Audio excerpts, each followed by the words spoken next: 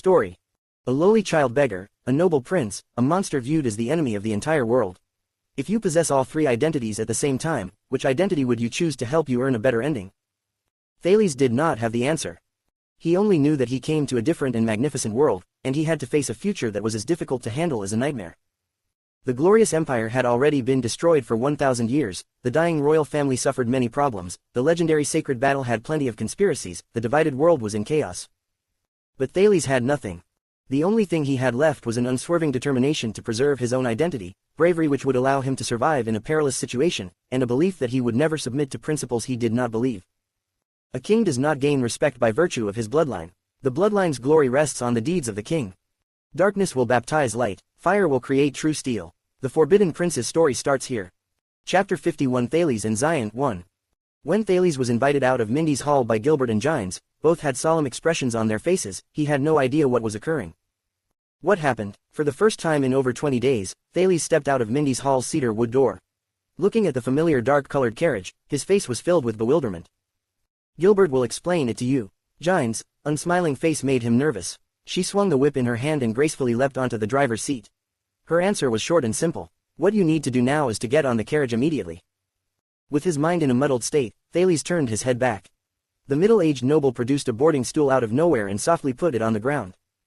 Please get in, young sir. Madame Gines does not like sitting in the carriage. My apologies, you will have to bear sitting with an old man like me.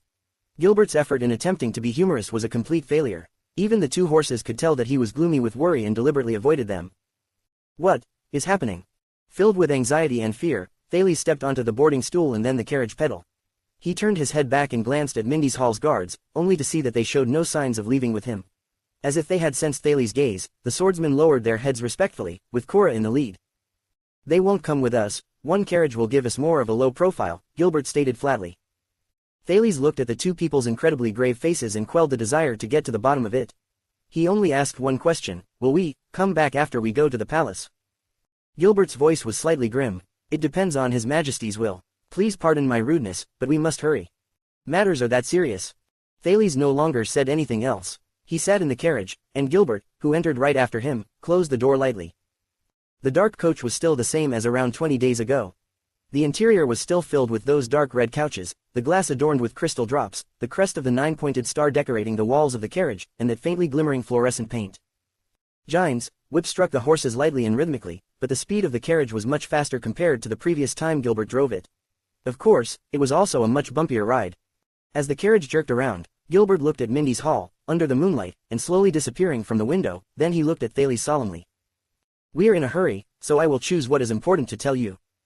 Aside from the time when they spoke in the secret chamber, Thales had never seen Gilbert so serious before. This made him apprehensive. Extit Diplomat Group is scheduled to visit Constellation after New Year. The middle-aged noble looked at Thales seriously. Thales narrowed his eyes and tried his hardest to remember the history of the continents from 20-something days ago. Extit, the country that was built in the north by the humans' hero during the Battle of Eradication, Rikaru Extit. Great Dragon of the North, the hero's country, Western Peninsula's blade, Constellation's powerful neighbor to the north. Gilbert continued speaking seriously. The Northern Territory has sent urgent news. 3 days ago, Extit Diplomat Group has been completely wiped off when they were on the road in Central Hill, located to the south. There were no survivors. Thales widened his eyes in disbelief. Gilbert sighed. The victims include 6 Extit nobles, and Prince Mariah Walton. He is the only son of Nuvan VII, who is the king of Extit and also the Archduke of Dragon Cloud City. Prince Mariah is the Walton family heir and the next Archduke of Dragon Cloud City. The transmigrator sucked in a cold breath. The king's only son in the strongest country in the Western Peninsula and the heir of their neighboring land was killed within Constellation's territory. No one survived, including the nobles of Constellation who accompanied them. There are no clues. The only thing they found were a string of words formed when the victim's blood was poured on the ground. Gilbert looked into Thales' eyes and, with worry on his face, he nodded lightly and said, "The Empire shall last, so long as the stars remain." Jadastar family's motto. Thales was momentarily stunned. This method is clearly just a bad, childish way of transferring blame and causing strife between two countries. Thales thought about the nature of this matter, and he suddenly realized something. With disbelief, he lifted his head and asked, "Is it truly effective?" "Unfortunately, it is effective and very bad," Gilbert answered in a low tone. Very bad. Thales' heart was filled with apprehension. The carriage charged into Twilight District, entered King Street, and headed towards the central region. King Street was one of the largest streets in Eternal Star City. The population there was only second to Central Region, which used its northern territory as a transport hub. King Street had the Star Plaza where merchants from various countries set up shop, and a grand bazaar located to the side of Western City Gate, where the low-class citizens gather. Compared to XC District and Western District, which still had their streets lit by torches and animal fat, the King Street was lit with everlasting lamps that were just slightly inferior to the ones used in Eastern City District. More pedestrians gradually appeared. These people ranged from bards performing on the streets, to merchants shouting from their shops. Some of the shops that still operated at night, such as boutiques and watch shops, were still open, to servants who were rushing about on errands from their masters, to officials who were engaged in social activities, to even true nobles, riding in carriages or even walking down the streets. Their carriage was not in the slightest bit eye-catching. The King's Street was located right at the intersection between Twilight District and Central Region. The ratio of the wealthy and the distinguished there was incredibly high. Compared to the Star Plaza and the Grand Bazaar that Thales had seen before, this place was clearly more reserved and quiet. It lacked the loud noises and bustle of activity, along with the crude and vulgar atmosphere the latter possessed as a local market. However, even in this place, beggars in rags and homeless people were occasionally seen on both sides of the road stretching out their hands to passers-by while moaning. Fortunately, the carriage had a one-way mirror, and those outside cannot notice the actions within the carriage. However, Thales' mind was on Gilbert's words at that moment. He only cast a quick glance at the sights in the streets. The Foreign Affairs Minister's words continued traveling into his ears. The key lies in the Fortress Treaty. At the end of the Bloody Year, Exted invaded our land. Broken Dragon Fortress fell into enemy hands. Then, from the Northern Territory, Land of Cliffs, Western Desert, to the Eastern Sea, most of Constellation was invaded by the flames of war. We had few soldiers, and our generals were weak. The kingdom was almost losing all hope. His Majesty, who had just succeeded the throne, even thought about enlisting children below 14 into the army. Gilbert exhaled a long breath. There was a dazed look in his eyes, as if he was thinking about the events in the past. Based on the fear of all the other countries in the Western Peninsula and the attention by the Eastern Peninsula's main adnocs and handball towards the affairs within the Western Peninsula, the Foreign Affairs Department mediated between countries with everything that we had to have other countries interfere in this matter. In the end, we forced Exted's soldiers to retreat the way they came. They signed the contract, and Exted was even forced to relinquish a barren piece of land they occupied before the Bloody Year, which belonged to Constellation in the past. I was the signatory for the Fortress Treaty. I would know this like the back of my hand. Thales' eyes brightened up. We lost the war, but won the negotiations. Gilbert nodded, but there was not a hint of relaxation on his face. This is the horrible part. Instead of saying that this is an agreement, it would be more accurate to say that it is a record of humiliation. The carriage moved forward a little more. A number of beggars appeared on the road. Some of them even stretched out their hands towards Gines, who was driving the carriage, but the female official wore a cold expression on her face and ignored all of them. She struck the horses with her whip even faster. At the moment when you have won many battles and when you are just a hand's reach from land and riches, you are forced to withdraw your soldiers and even give up your land due to the cooperation of various countries. This sort of failure is even more humiliating compared to losing a war. Many of the suzerains, especially the archdukes in the south and who shared borders with Constellation, were furious, to the point where the contract had even shaken King Nuven's rule. During these 10 years, the Great Dragon's relationship with Constellation had always been chilly. And now, with Northern Territory discovering a large crystal drop mine and Eastern Sea having deep sea whales that contain a lot of oil. Gilbert sighed. Thales whispered in his heart, Exted, a country that is still being formed with a nation that is still building their own culture, a country that became unified through the hardships of battle. Exted's suzerains, or at least the 3 archdukes that share their borders with us, have always been eager for battle. They long for the large mass of land, resources, and riches that had been within hand's reach 12 years ago but in the end, were a missed opportunity. Gilbert shook his head and looked out the window. Grief appeared in his eyes. That's why the Exted diplomat group visited our country. They're determined to restructure the Fortress Treaty, and rebuild the borders of the 2 countries.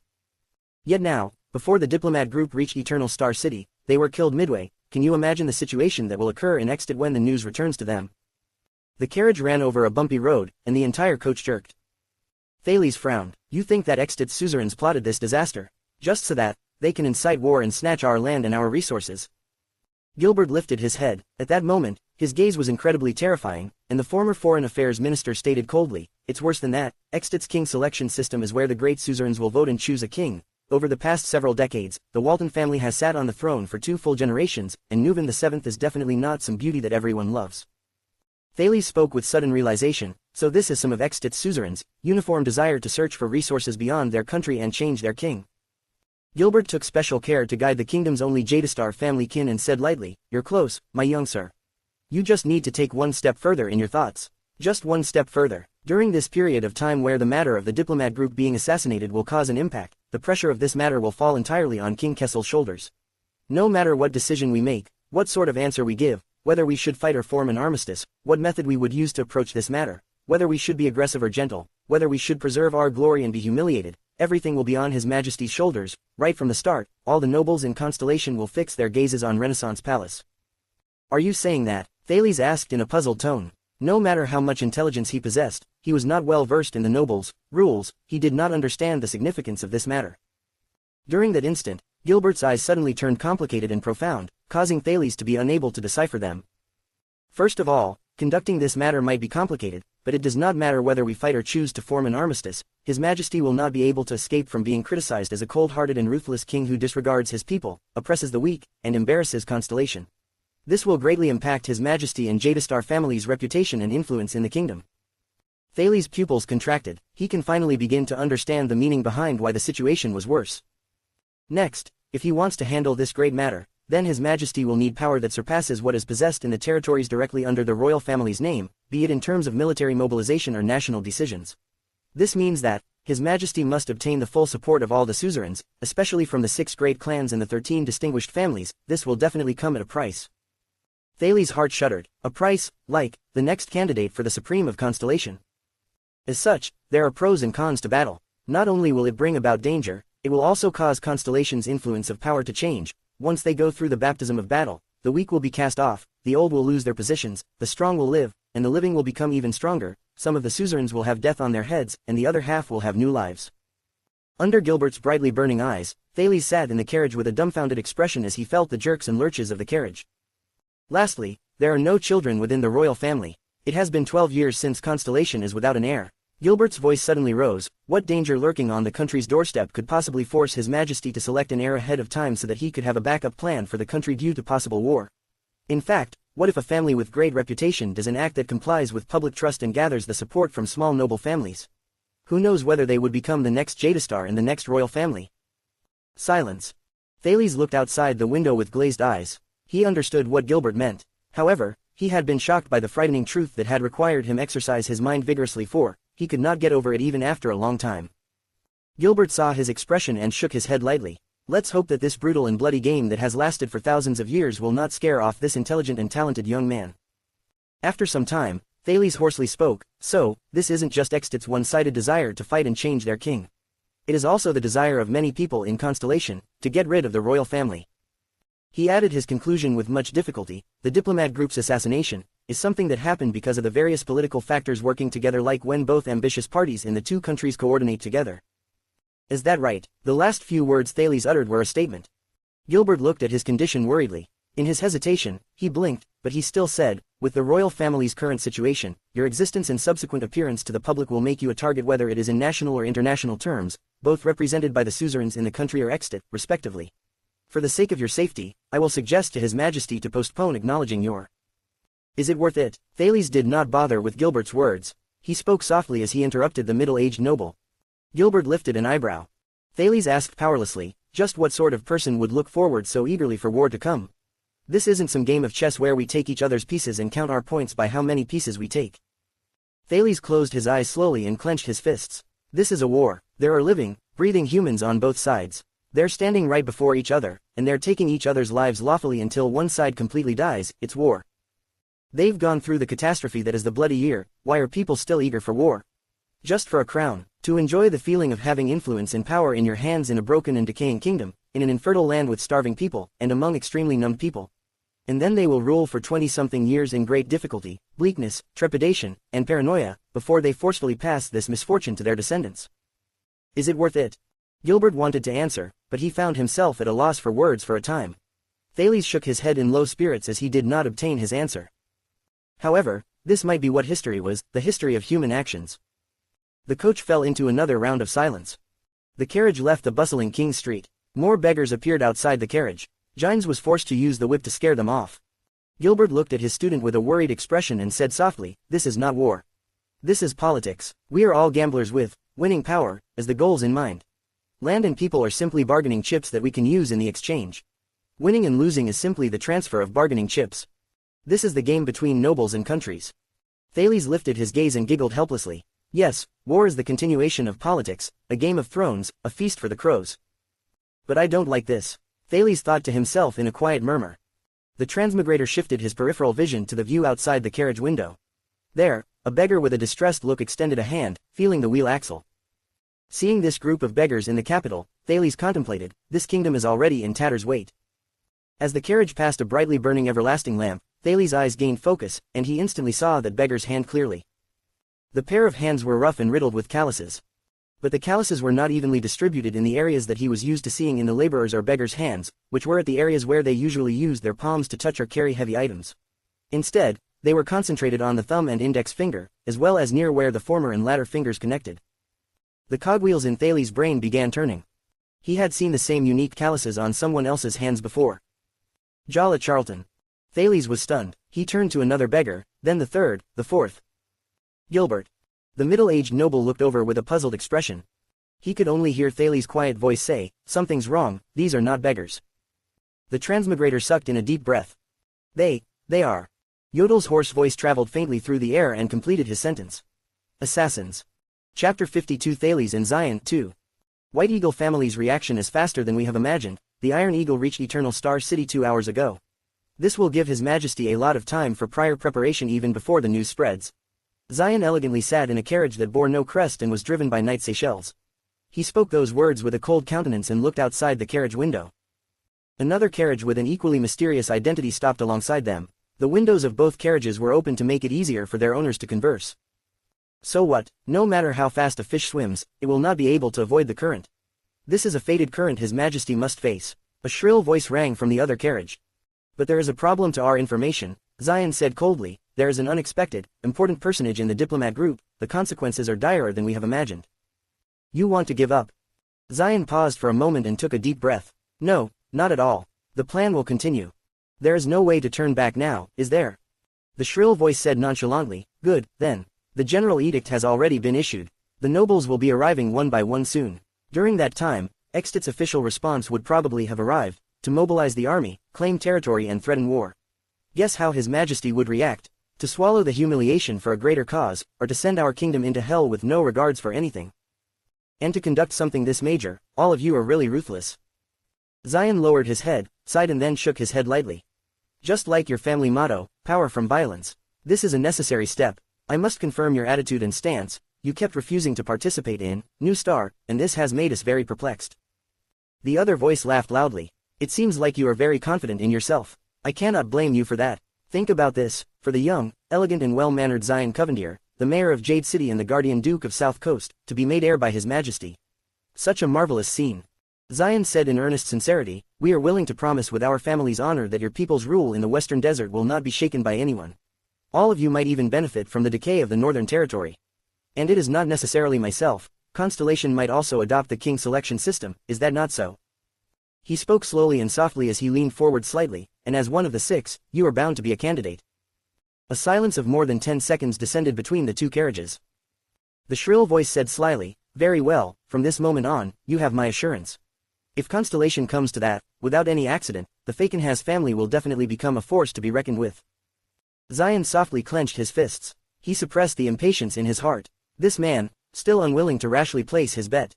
He can't be thinking that Fakenhas has a chance, too, or is he simply swinging to the other few families, Cullen, Nanchester, or the very impossible Tabark? I will remember it. Fakenhas a stance, the master of tricolor Isis flowers said plainly. Even though Zion kept his composure, he dreaded the person in the other carriage very much. In his list, this man's threat level was only behind the plump guardian duke of the Eastern Sea, and surpassed Nanchester's one-eyed dragon. The shrill voice laughed loudly again and continued to speak, I am greatly honored, Zion, soon to be your majesty. I heard that lately, you have been deeply bothered by the matters of Blood Bottle Gang. Are you people not working together to control the gangs? The old man from the Cullen family is just standing idly like this. Having heard the words, your majesty, Zion frowned and pouted obscurely. Thank you for your concern, everything is under control. This will be all for today, I still need to head to Renaissance Palace. As for you, you should be in the ruins right now to personally receive His Majesty's edict. Do not concern yourself, Fakenhas is never absent. The shrill voice suddenly became cold. Very well, Sir Fakenhas. I look forward to seeing you again, Zion uttered one last sentence. The shrill voice laughed and said, yes, I look forward to it too, the reunion of the 19 noble families in the capital city, after 12 years, haha. The two carriages began moving respectively and went in opposite directions, going further and further away from each other. Zion lowered his head and shut his eyes, massaging his nose bridge gently. Seychelles, voice rang from the front window. Sir, something is wrong up ahead. Zion gently opened his eyes. A distance away outside the carriage, intense and strange sharp sounds rang.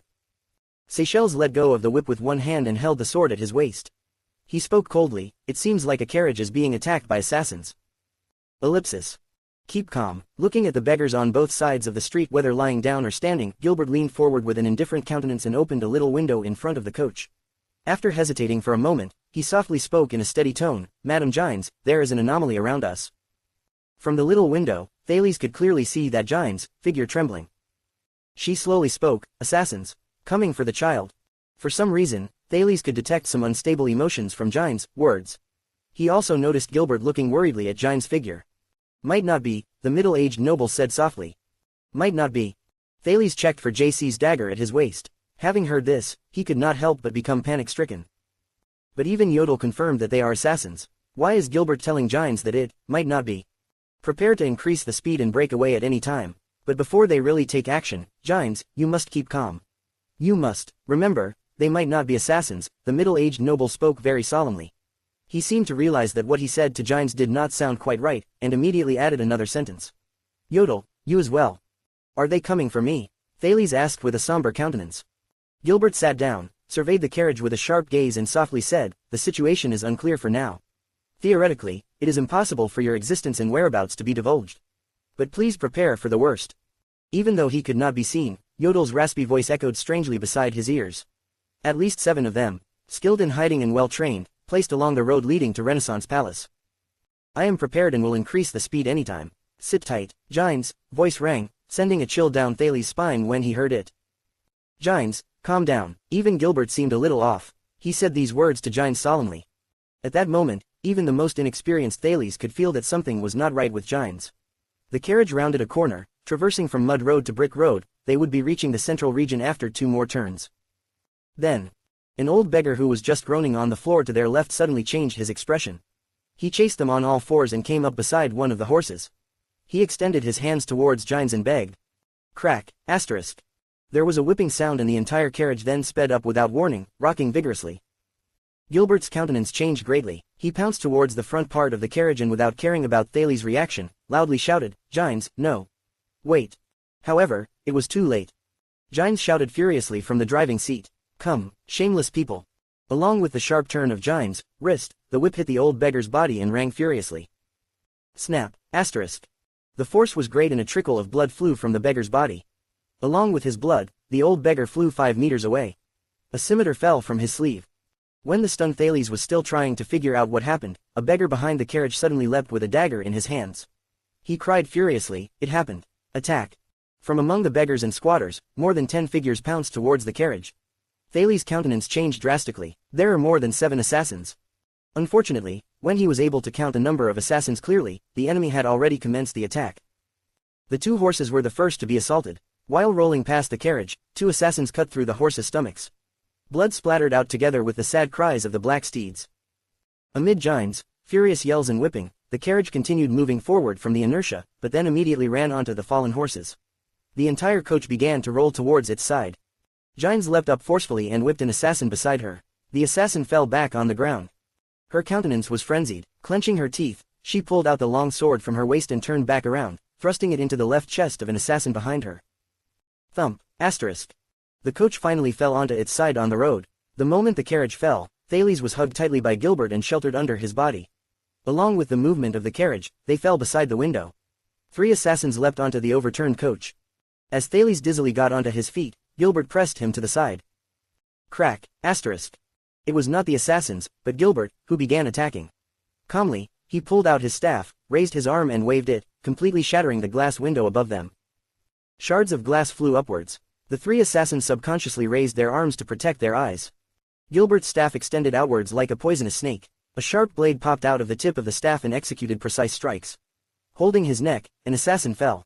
Thales held his head tightly. He could feel tiny shards of glass falling around him. 2 long swords extended into the coach and aimed for Thales. However, they were deflected by the noble rapier in Gilbert's left hand with marvelous skill and strength. Slash. One blade thrust into the sofa on Thales' left and another swept past his right arm, thrusting into the air. Thales clenched his teeth, feeling the icy cold sensation on his right arm. One of the assassins saw the situation inside the coach. He spoke in surprise, "No." However, before the assassin could finish, he was cut off. Yodel appeared behind the two assassins like a ghost and cut through their necks from the back with a dark-colored short sword. The two shabbily dressed assassins immediately went limp and plopped down. "Take him away," Gilbert growled furiously. Shielding off the falling shards of glass, he pressed on the coach and flung himself out of the carriage. Yodel grabbed Thales' belt and fished him out of the coach. Between Gine's furious growls, Thales saw the situation around him clearly. Under the illumination of eternal lamps, 7 or 8 assassins who were dressed as beggars dragged their long shadows and pounced towards the overturned carriage. Passers-by ran off in the midst of shrill screams and wails. The street was suddenly in chaos. Gilbert kicked a piece of carriage debris at the nearest assassin. He then forced back a knife-wielding assassin to his left with 2 swords. Yodel moved quickly and slashed open the throat of an assassin who pounced towards him. He then enveloped Thales in his embrace. As he prepared to enter the path of shadows, something strange happened. Crack, asterisk. A shrill explosion rang through the air. Yodel's hand suddenly released Thales. Crack. It was an extremely high-pitched, piercing sound. At that moment, Thales clenched his molars in pain. He felt as though the sound was making his head explode. Damn, what is this sound? He subconsciously covered his ears. However, that intense sound was like magic, crawling into his brain regardless of any obstructions. Crack. The sound was still continuing. Gines and Gilbert seemed to be greatly affected, their faces distorted, and they moved contortedly. Amid the quaking, Gines even cut her left arm on a blade. Screech. The magic sound became more and more intense. Yodel trembled, trying to resist the invasion of the sound. His head was lowered and Thales knew that he was speaking. However, the transmigrator could not hear it at all as his mind was filled with the tormenting sound. Thales narrowed his eyes, enduring the pain in his eardrums and covering his ears with all his might. When he raised his head, he was shocked to see that the assassins could still move freely, although they looked like they were in pain. 5 of them extended their hands towards their backs and took out a weapon. They aimed their weapons at Thales and the masked protector. Crossbows. A surge of coldness passed through Thales' heart. He did not doubt anymore that this was a carefully planned assassination. The strings of the crossbows vibrated at the same time. In the thick of the magic sound, the pull of the bowstrings on the crossbows could not be heard. However, 5 elongated black shadows appeared in Thales' sight at the same time. The next moment, Thales was thrown a few meters away by Yodel. Screech. Amid the tormenting magic sound and the squall, Thales saw with despair that the black shadows were shooting at the masked protector. As Thales twirled, he saw Yodel's figure suddenly tremble. No, Yodel Kato, Thales thought fearfully. Thales fell on the ground, then tumbled twice. Screech, asterisk. The magic sound became nearer and nearer. He covered his ears, and managed to stand up, in pain and trembling. However, there was a shabbily dressed figure in front of him. It was an unkempt, young beggar who had a delicate and childish appearance. He was not much older than Thales. His lips were parted and vibrated at a high frequency. As he approached, the sound also neared. With a cold countenance, the beggar took out a dagger from his waist. Thales, who was clenching his teeth and enduring the magic sound, understood something. Based on the instinct he had acquired after practicing for almost a month, he subconsciously placed his right foot to the back and raised his left arm. He then shifted his weight backwards and assumed the standard Northland military sword-style position. One of the 3 defense styles, iron body style. Amid the magic sound, the dagger quickly thrust towards him and pierced through his left arm. Pain invaded Thales. He clenched his teeth, knowing he had made the right choice. The young beggar was a little stunned, but he immediately widened his mouth at Thales. As his lips and tongue vibrated, the magic sound became even higher pitched. Screech. The sensation at that split second made Thales shut his eyes tightly. He shouted wildly and futilely, almost feeling like digging his eardrums out. Amid the intensely vibrating air, it was as though every single cell on Thales' body began trembling. He felt himself becoming hot, like food heated up with a microwave. Stop. He quickly retracted his arms and instinctively covered his ears. Stop. The dagger was pulled out of his left arm with a splattering of blood. Stop. Thales pulled his face in pain, kneeling down surrounded by the terrifying magic sound. Stop. The dagger was thrust towards his throat again. Quickly stop. At the last moment, Thales opened his eyes in despair and saw that the young assassin's cold-blooded face was slowly distorting into another blurred face. It was a girl with long eyelashes. She widened her bright eyes and looked at him curiously. Your name is Wu Kirin. What a weird name. My name, why don't you guess? The transmigrator trembled and extended his hand towards the bleary face. Excitement and boiling heat simultaneously rushed into his heart. He suddenly felt pain in his left shoulder, and the magic sound ringing beside his ears became louder, making the girl's subsequent words inaudible. Her blurred lips opened and closed. "Stop," he muttered without realizing it. "Stop, I can't hear her anymore. Stop." His extended hand suddenly made a grabbing motion, and it was as if he grabbed something out of thin air. "Stop," he muttered. And then, the magic sound really stopped. His head no longer felt as if in disorder. His eardrums were not in pain anymore. And the scene in front of his eyes returned to normal as Thales tremblingly opened his eyes.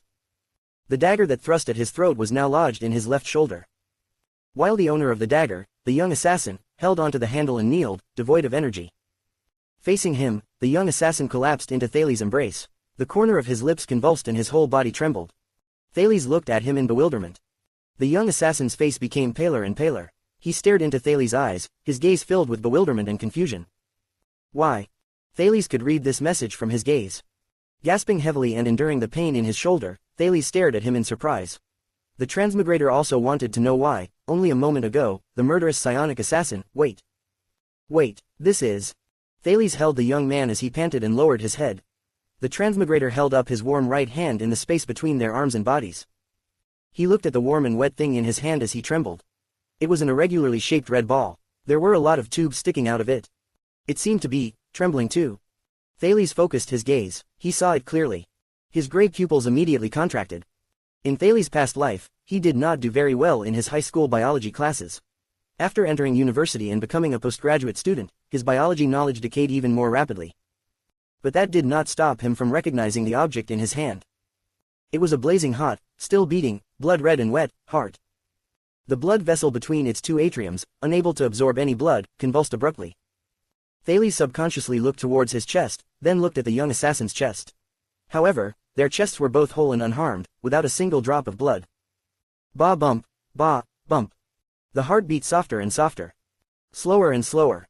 After being stunned for a few seconds, Thales trembled suddenly. The bloody, fresh heart slid from his hands and dropped between the young assassin's knees.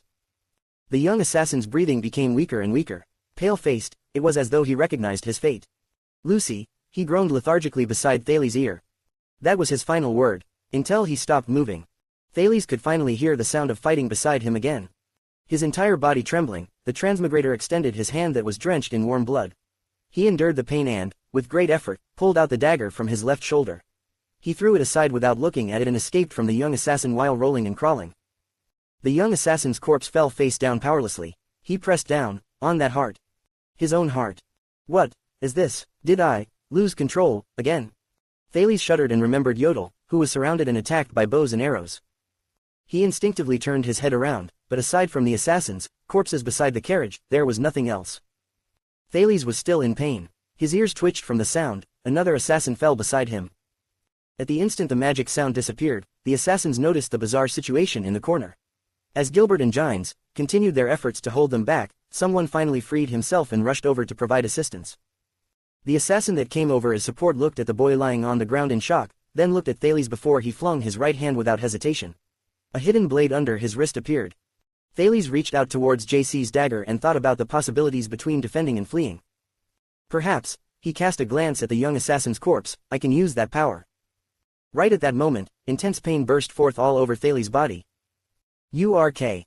Thales grit his teeth and fell to the side. It was as if someone was ripping his soul apart. No.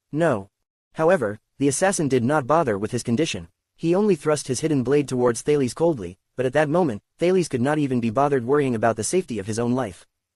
He had never experienced this sort of pain before. It was as if every single part of his body was crying out in protest. In the end, Thales could not handle the excruciating pain, which made him feel as if he was being tortured. He screamed, convulsing, and could only watch as the enemy's hidden blade attacked him. Is this the end? So painful, so painful. That strength is truly, not without consequences. However, stab, asterisk. Right before the assassin managed to have his attack land, a tall and slender figure appeared behind him. Before the assassin could even manage to turn around, a long sword that came charging towards him pierced through his brain. Thales, who collapsed on the floor, lifted his head while on the verge of death. A young, round-faced noble with elegant movements and who paid great attention to detail with his clothes, walked forth from behind the assassin. The young noble frowned, then wiped off the liquid on his sword on the assassin's clothes. The pain receded like a tidal wave. When he felt that the pain had temporarily faded, Thales sucked in a sharp breath like a drowning man. He looked at the noble's shoulder, and then a shiver so strong that it caused even his vision to sway racked his body. There was an embroidered, complicated, flower-patterned heraldry. Thales recognized it. Red, blue, green, 3 petals. Tricolor iris flower. Chapter 53. Send them into the palace. That extreme pain that began from the inside of the body and extended to the outside had already disappeared from Thales' body. Pressing on the wound on his left arm and shoulder, Thales panted with difficulty and looked at the young noble before him. Thank you. A distance away, Lord Seychelles' sword sparkled. He nimbly finished off the last assassin. Near the overturned carriage, Jine shrugged away Seychelles' supporting hand. With a cold expression, she walked towards an assassin on the floor who was not completely dead yet. Under the knight's furrowed brows, she exerted great strength and thrust her sword between the assassin's eyes. The unrelated passers-by had already escaped and dispersed. Amid the chaos and dead bodies on the street, Thales could not find the masked protector's figure. He could only hope that he survived the double attack of the magic sound and the arrows. After all, Yodel was a supreme class elite. On the floor, the exhausted Gilbert looked towards their direction anxiously. However, ever since he saw the iris flower emblem, Thales knew that his most urgent task at hand was to deal with the young noble who saved his life, along with his follower, the knight who could defeat the assassins with ease, and was obviously not a simple retinue. Iris flower. Gilbert had only started educating Thales on noble heraldry and their emblems. However, this did not prevent him from understanding the meaning behind this emblem. When he was kidnapped by the Blood clan, the waving flag in Vine Manor told Thales that whatever family the flower symbolized, it probably did not have very good feelings towards the Jadestar royal family. Those people. Thales' face was panic-stricken, just like a typical 7-year-old child who had just faced danger and had not calmed down yet. He spoke fearfully. Those people suddenly just pounced towards us. This child could travel together with the king's lover and his closest attendant, who was also the former foreign affairs minister, Zion thought, and was almost assassinated on the way to the central region. Who is he? Could he be an unforeseen circumstance who might affect the plan? Child, do not be afraid, it is all right now. The young, round-faced noble smiled and placed his sword back into its sheath. Looking at the 7-year-old boy, he elegantly said, assassins are creatures that live in the dark. Away from the dark, they are completely harmless and are good for nothing. I am Zion Covendier, one of the thousands of nobles in this kingdom. As long as I am around, I will not allow them to hurt you. And child, may I know who you are? Zion asked politely and raised his brows. Me. Beneath his shaken appearance, Thales took a deep breath and contemplated the situation at hand. I have not made an official appearance, and am not recognized as a Jadestar yet. However, I am definitely a thorn in the flesh of those nobles who have the potential to be crowned. Before reaching the palace, I must not reveal my identity. Thales looked towards Gilbert. When Gilbert saw Zion, even his hat fell. The former foreign affairs minister's body was shaky and covered in injuries. However, he braced himself with his staff and limped from afar. He's still a distance away, and can't explain on my behalf, Thales thought, but right now. He looked towards Zion. With a skeptical gaze, the latter waited for his answer. Looking at Thales, who did not utter a single word, Zion's suspicions grew. The young duke glanced around and saw Gilbert, who was some distance away. Is he hesitating, or does he indeed have a fishy identity and is waiting for Casso to come to his rescue? Are you waiting for Count Casso? Zion smiled. To be personally escorted by the kingdom's most outstanding foreign affairs minister ever, you seem like you have quite the background, child. Having felt Zion's suspicions, the boy knew that he could not bluff his way through anymore. Otherwise, even if Gilbert helped conceal his identity, the noble with the iris flower emblem would not easily believe it. I am Thales. Thales searched through his memory for his supposed identity and adapted it to his current circumstances. With the kind of fear that can only be found in a 7-year-old child, he slowly said, they all say that I am Lord Man's illegitimate child.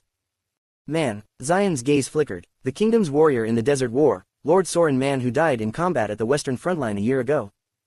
The frontline charger, Man's illegitimate child. Hasn't Man's territory and manor already been taken back? He frowned slightly. Thales was slowly sweating from his palms. Gilbert only told him about the basic state of affairs in Man Manor. He never told him about what sort of person Lord Man was.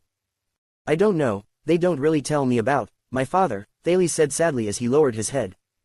Gilbert finally arrived in front of them. With a shocked and worried expression, the former foreign affairs minister trembled as he bowed towards Zion.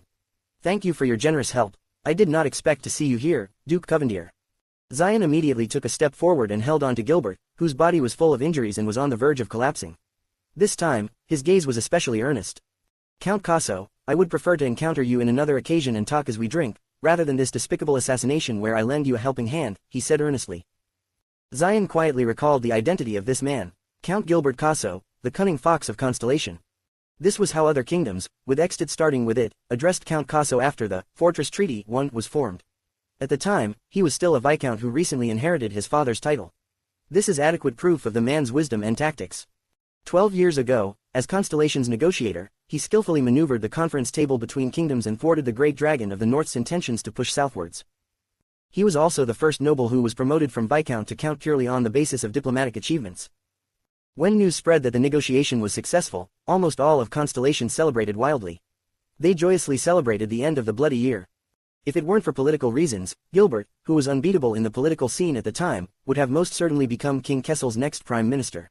That old Cullen wouldn't have stood a chance. He is a rare talent in Constellation. If one day, I become, he would be of great help. Zion contemplated. Zion quickly put on a stern and serious expression. I will instruct the police station to not let go of this sordid assassination, no matter the reason. The perpetrator must pay the price. Similarly, Gilbert was also surmising the young duke from one of the 6 great clans, the Covendier family, and whom was promoted only 2 years ago. 2 years ago, when the old duke passed away in that regrettable family tragedy, everyone thought that the visibly declining Covendier family, along with the prosperous South Coast Hill, would be scattered and divided due to the endless internal strife.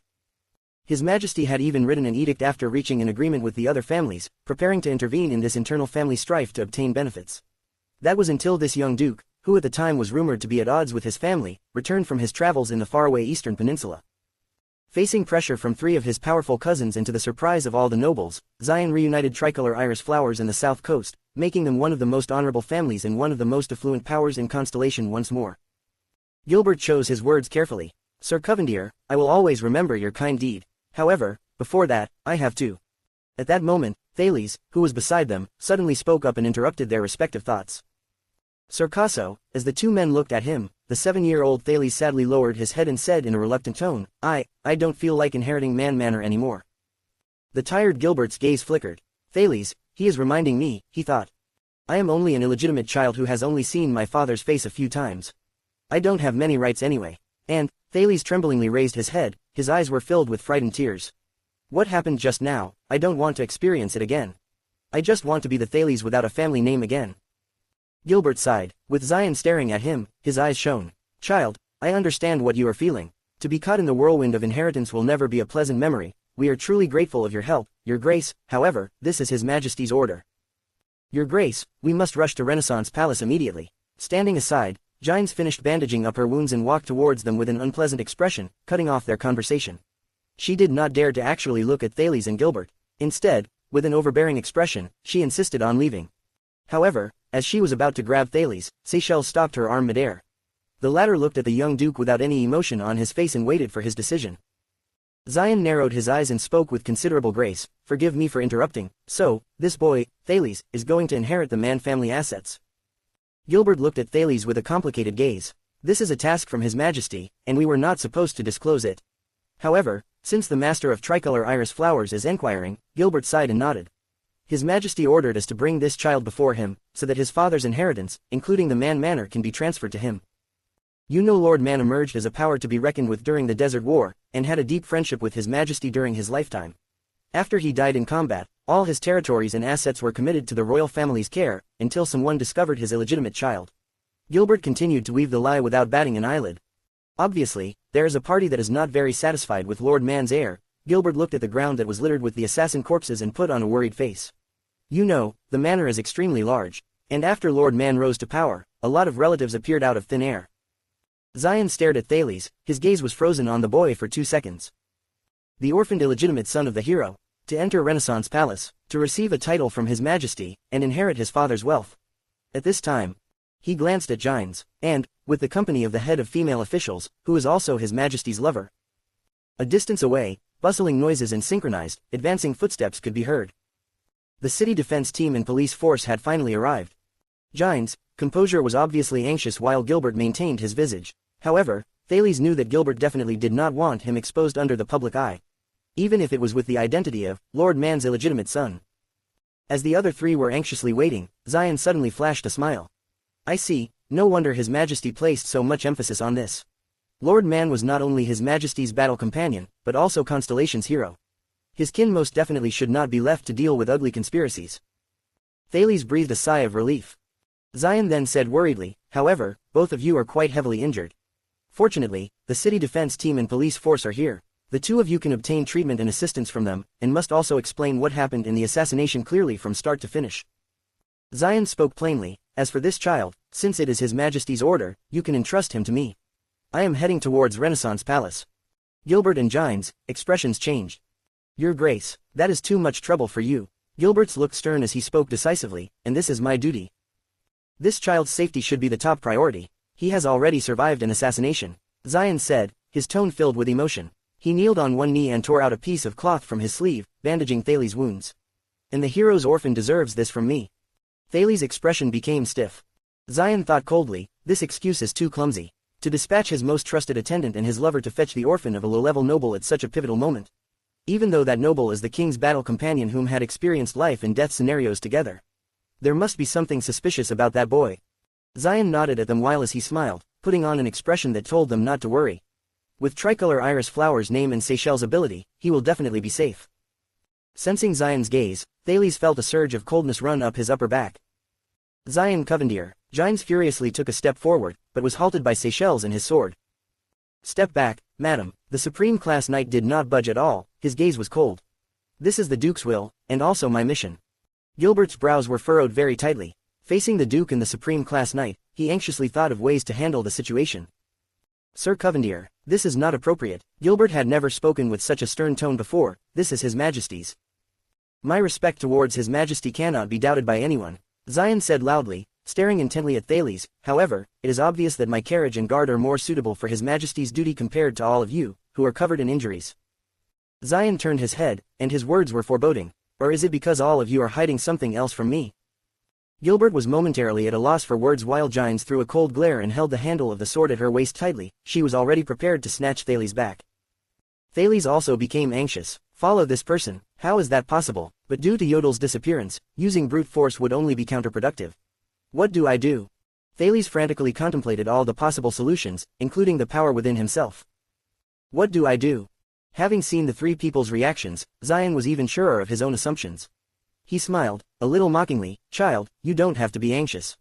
His Majesty is known for being righteous and impartial, and since you are Lord Man's heir, is it not perfectly justified for you to inherit your father's assets? You should be proud of your father. His brave assault in that sacrificial battle rescued us from the entire desert war. Please allow me to escort you as a sign of my respect towards the hero. Seeing Zion's bright smile, Thales felt his skin crawl. He could not think of a strategy. It seemed that the solemn Gilbert and the anxious Gines could not think of one either.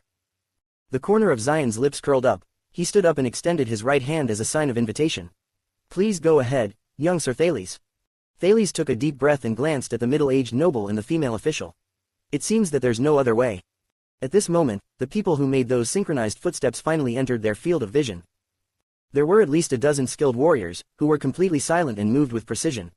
They were equipped with iron armors, long swords, silver shields, steel helmets, and even mystic guns and specialized infantry crossbows.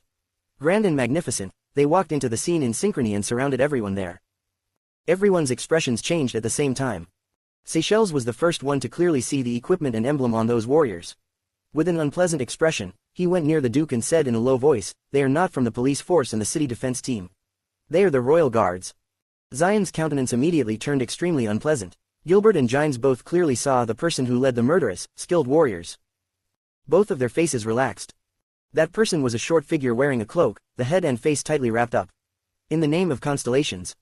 Thales then noticed that the voice beneath that cloak belonged to a young woman. The short and small figure took a step forward and scratched her head. In the name of that supreme king. However, the owner of that voice seemed to be unfamiliar with the situation, and was also a little unacquainted with this manner of speech. She continued shouting, in the name of Kessel, what was it, Jada? It's so hard to pronounce. In short, in the name of your king. Under Thales' stunned gaze, the short and small figure placed her hand on her hip, then raised a hand and pointed, one by one, at the people there, speaking furiously, take Madame Gines, that grey-faced uncle, and that little brat. And send all of them to his palace. Translator's note. 1. Fortress Treaty, previously known as Garrison Contract. Hello, after some debate with the group, Garrison Contract has been changed to Fortress Treaty. It is due to an inconsistency with one of our other locations, Broken Dragon Fortress, and since it was directly related to the treaty, we thought it was only right for us to change the name. We apologize for the previous error. Chapter 54 Sunset Spokesperson. Thales, who was quite heavily injured, was piggybacked by a member of the Royal Guards. Despite the dizziness from the rocking, he was advancing at the same speed as the battalion. The pain in his left shoulder and left arm roused him from his unconsciousness. Where am I? He shook his head with force. Thales only realized after a while that he could not think straight. He was escorted by the entire team of skilled royal guards, led by the cloaked woman, and advanced steadily amid their marching steps. On the other hand, Gilbert and Gines were walking alongside the cloaked woman. It seemed like they were conversing in a low voice. Thales inhaled deeply, and with fatigue weighing him down heavily, raised his head and looked around. They passed by a stately, grayish-black palace wall which was continuous, long and seemingly endless. The body of the wall was mottled with different hues and worn at some parts. It seemed to have been here for a long time. With synchronized steps, the royal guards reached a gigantic, steel portcullis that was controlled using complicated brake cables. Under more than 10 huge city defense ballistae atop of the palace wall, the royal guards were only allowed entry after exchanging secret codes with the sentries who kept a tight watch. Thales opened his mouth dumbfounded. He stared at the starlit and moon-bathed sky in a daze. The ground beneath his feet went from muddy road, to coarse, stone floor, then to beautiful tile specially paved by some unknown material. The everlasting lamps on both sides became increasingly larger, more intricate, and brighter. When they arrived, a magnificent, pyramid-shaped building that resembled a gigantic slope appeared abruptly before his eyes. Members of the royal guards were posted every few yards apart from each other, teams upon teams of patrol soldiers and busy servants nodded in greeting towards them. Thales suddenly realized that they had arrived at Eternal Star City's tallest, largest, most magnificent, and also most distinguished building. Thales' expression relaxed. He lowered his head again. Ellipsis. When he awoke once more, it was the following morning. Thales realized that he was wearing a set of coarse pajamas and lying on a stone bed with a soft mattress on it. A little startled, he flexed his already bandaged left hand and left shoulder. Having felt that he was not doing too badly, he lightly leapt down from the stone bed and stepped on the floor that was made of a similar ice-cold stone material. The icy temperature and crude tactility could be felt from beneath his feet. Thales furrowed his brows. He took a few steps forward and touched the similarly cold stone wall as he sized up the place. The ceiling was not high, but it was, surprisingly, made of the same stone material as the wall, floor, and bed. It radiated with a faint chillness. He walked towards the windowsill and opened the wooden window. A cold wind poured in and made him tremble. Fortunately, the winter sun shone luxuriously from the tall stone windowsill and into the purely stone-made room. However, compared to the warm Mindy's hall, even the daytime and sunlight could not chase away the uncomfortably cold and wet feeling of this room. Just like an abandoned house. Thales' heart stirred, and he recalled the place he stayed at for 4 years. He looked out of the window. The boy immediately gasped. The moment he stuck his head out, he looked downwards and saw the ant-like crowds, carriages the size of nails, houses as small as chest lattices, and streets that looked like fine striations. Without doubt, this room was situated somewhere extremely high up, overlooking the capital city's fascinating scenery. Just like my past life, he told himself. At that moment, the only door, made of thick wood, in the room was pushed open. The first-grade female official, Gines Bajkovic, appeared at the entrance. Madam Gines, seeing a familiar person, Thales immediately felt a lot more at ease. Looks like you are recovering well. Gines' face was a little pale and she did not seem to have much energy. However, she was still strong enough to hold herself up. This is far more than well, Gines thought. He was just stabbed by a dagger yesterday and today, even orcs don't possess this ability to recover. She sighed. By the way, Gines Madam Gines. Out of anxiousness, Thales forgot to use honorifics. He hastily took a step forward. Yesterday, Yodel and Gilbert. Gines extended a hand and cut Thales off. She quietly said, "Don't worry. Gilbert is with His Majesty. They have something to take care of. As for Yodel, he is still alive." Still alive? Thales was stunned. Does it mean that? Gines seemed to have realized that her words were a little too much. She immediately corrected herself. He was struck by a few crossbow arrows and is recuperating now. Yesterday, it was also thanks to his timely warning to His Majesty's other secret protector that the royal guards could arrive in time. With complicated emotions, Thales sighed in relief. Fortunately, that wasn't the last time the masked protector lived. Thales then recalled his conversation with Yodel last night. The question that Yodel did not answer, and the myriad of doubts associated with him. Thales also thought of the innocent children who were killed in an abandoned house and his heart darkened. Why did Yodel just stand by and watch them die? Was it? Thales sighed. No matter what the answer to the question was, after last night's alarming and dangerous incident, and after Yodel sacrificed his life to save him. But the matter stuck to Thales, hard like a thorn, making him unable to forget. Thales knew that he would be unable to trust Yodel without any doubt or hostility anymore. He would no longer be able to trust him like when he first met him. Thales shook his head and shifted his attention back to Gine's words. Wait, the other secret protector. Thales thought of the young, cloaked woman. He kept this information in his mind. Before he could digest this, the thoughts in his mind jumped to another matter. And those assassins, and that Duke Covendier. Gine's gaze became stern, and it reminded Thales of those days where they trained vigorously. She said, that is not something that you should concern yourself over. Everything is already settled. Those questions will soon no longer be questions anymore, and you should believe in your father. My father. With difficulty, Thales recalled this unfamiliar term. It was not that he did not care, but from Red Street Market to Mindy's Hall, he had only met his supposed father only once. Not to mention that he had treated Thales in that strange manner. Thales clenched his fist lightly. Another question surfaced in his mind. What about you? Gine's was slightly stunned. Me. Thales raised his head, took a deep breath, and put on a worried expression. Yes, what about you, Madame Gine's? On the carriage. Watching Gine's increasingly unpleasant expression, Thales clenched his teeth and spoke, I noticed your anomaly. When facing those assassins, why were you behaving so strangely? Thales saw that the normally calm and confident Gine's was trembling slightly after hearing those words, as if she was recalling the most terrifying memory ever. Thales watched her in a daze.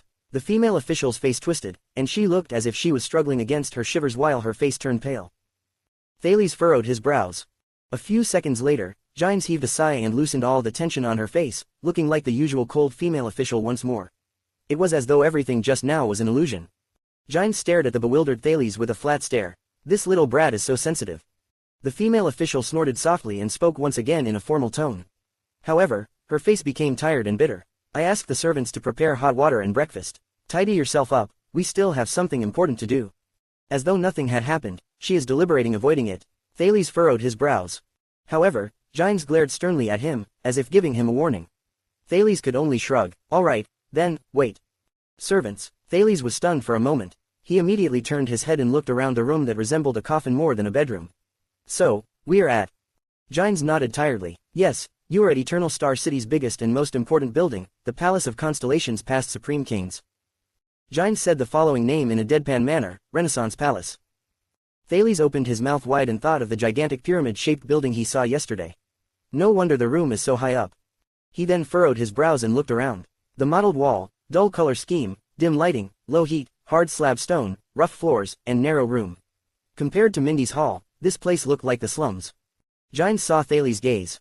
What, are you not used to it? She crossed her arms and observed Thales' expression with interest. No, it's not that. Thales immediately waved his hands and shook his head. He wanted to say something, but in the end, he only sighed and lowered his head. In truth, he wanted to say that he had the soundest sleep ever over the past 20-something days. The hard and cold bed along with the rough and uneven floor allowed Thales to feel a sense of security the soft bed and blanket in Mindy's Hall could not offer him. I see, Thales realized sadly. I slept best throughout my 4 years as a child beggar in the harsh and vicious abandoned house.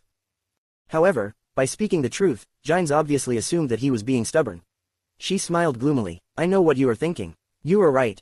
The Supreme King's palace is not as magnificent, luxurious, intricate, and as stately as you have imagined. Gine's walked towards the window and fixed her gaze on the countless citizens of the kingdom below the towering Renaissance Palace. It is the opposite. Renaissance Palace, which is the alleged center of the kingdom, could not even measure up to a normal citizen's room. The next moment, Thales saw in a daze that the arrogant, domineering and tough female official was speaking in a desolate tone, very narrow. Very tall, very cold. Gine's turned and looked at Thales with a complicated expression, she said, and very dark. Ellipsis. Walking behind Gine's Bajkovic, and stepping on the hard and rough stone floor unique to Renaissance Palace, Thales passed by countless rooms that were similarly narrow, cold, and dim. Along the way, all the guards and servants they met lowered their heads in salutation when they saw Gine's. The lighting in this pyramid-shaped palace was so bad that lamps had to be used during the day to illuminate some of the more remote corners. Due to the height, cold air kept seeping in through the cracks. The only redeeming feature of the place was that it was often hard for insects to survive in such places. The narrow walkway and low ceiling made the palace's atmosphere repressive and unpleasant. Sometimes, it almost seemed lifeless. This place, Thales stuck his tongue out and marveled inwardly, does not look like a palace at all. It looks more like a mausoleum.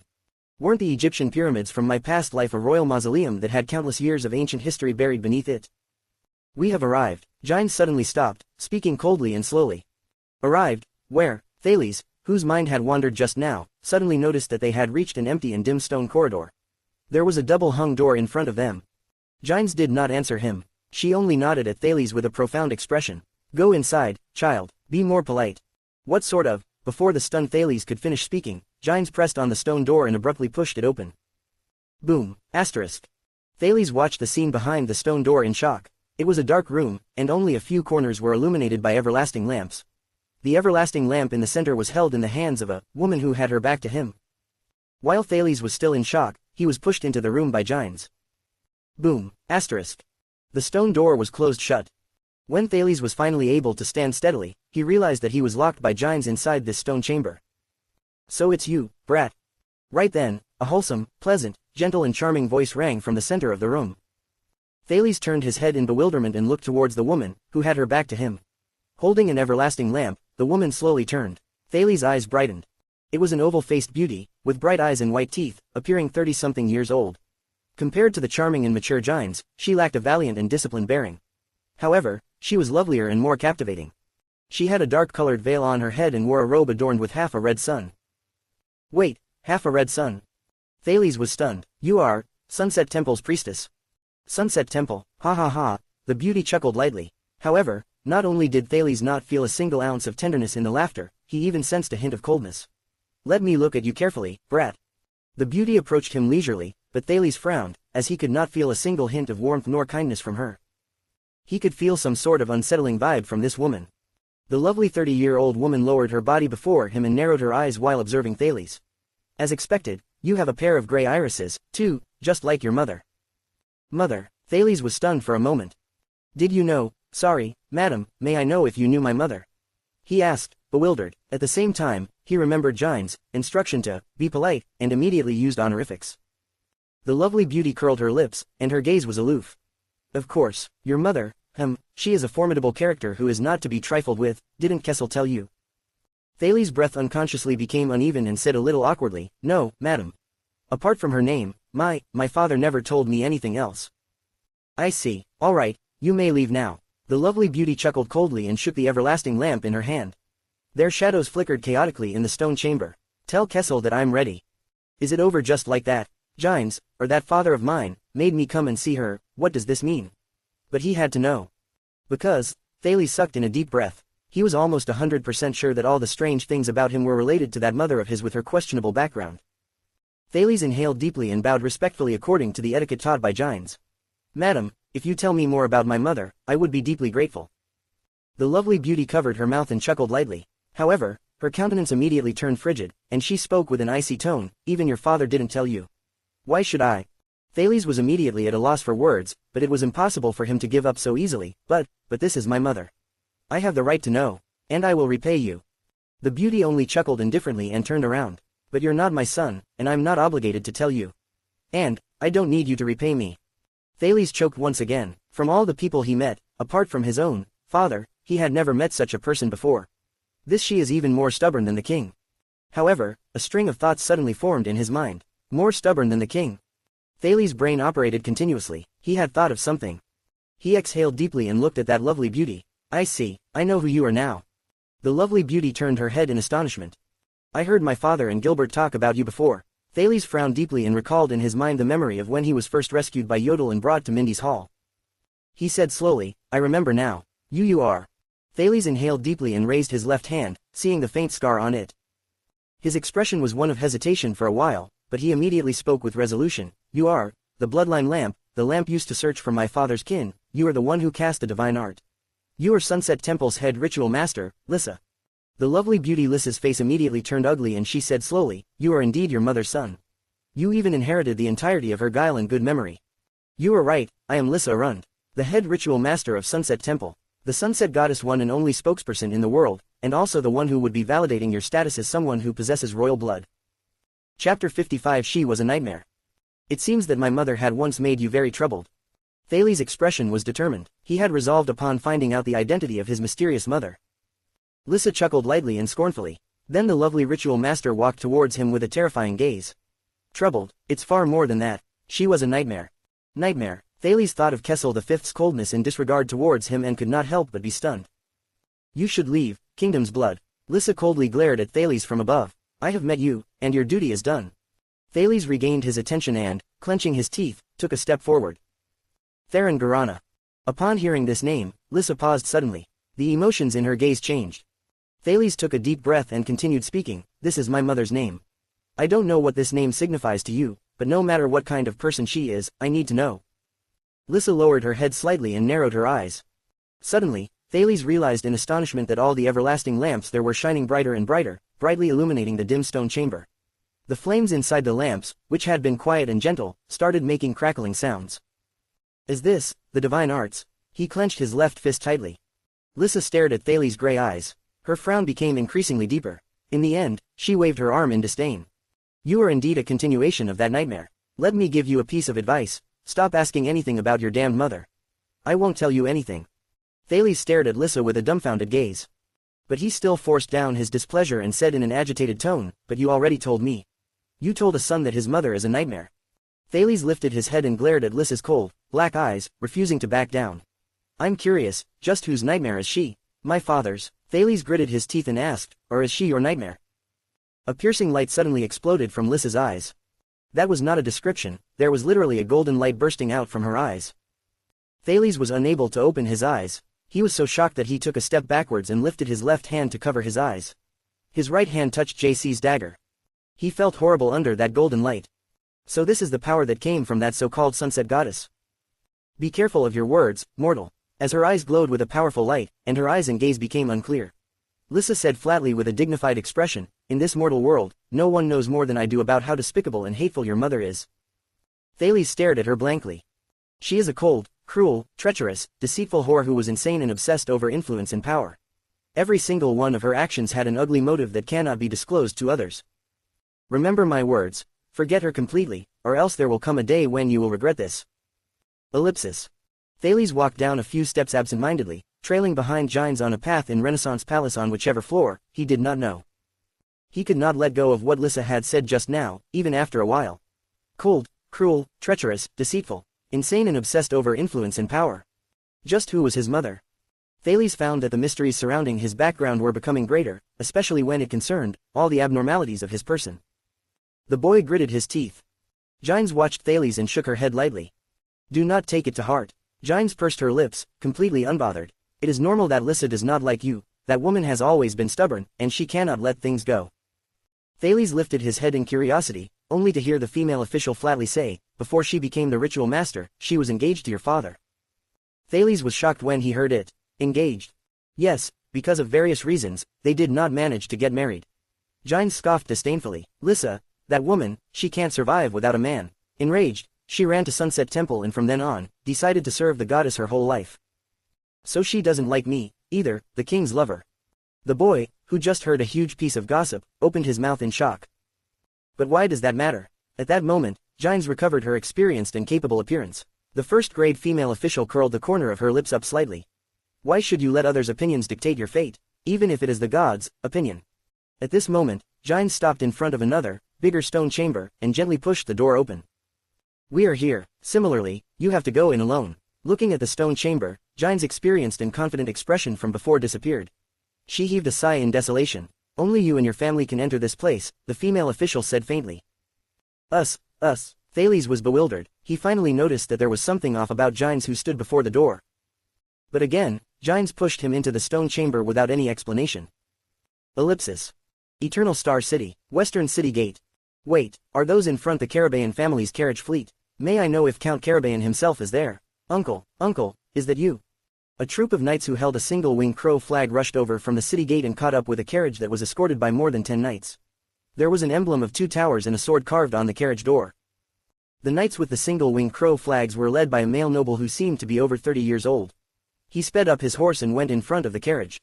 He then looked at the stern and dignified old noble with graying temples who disembarked from it. Derek, it's you. The Chroma family's young and successful Count of Wingford rode a horse here. The old noble asked gently. The young Count of Wingford, Derek Chroma, smiled. It takes at least 2 days and 2 nights to travel here by carriage, and I wouldn't have made it in time, so I decided to just ride here. On my way here, I bumped into the carriage fleet of the Bosdorf and the Lasha families. They should be here soon. Then, among the 13 distinguished families, all the ones from the west should be here.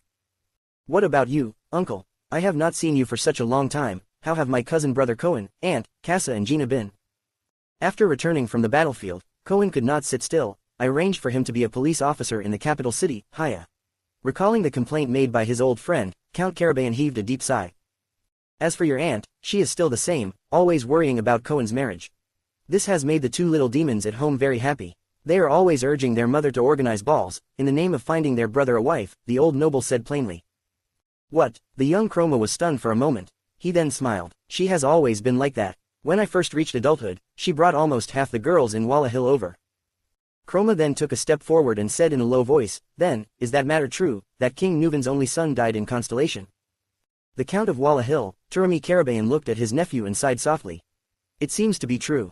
I just bumped into Count Zemento of the Arun family. I heard that Extit's messenger is already on the way, and that their army force is being assembled now.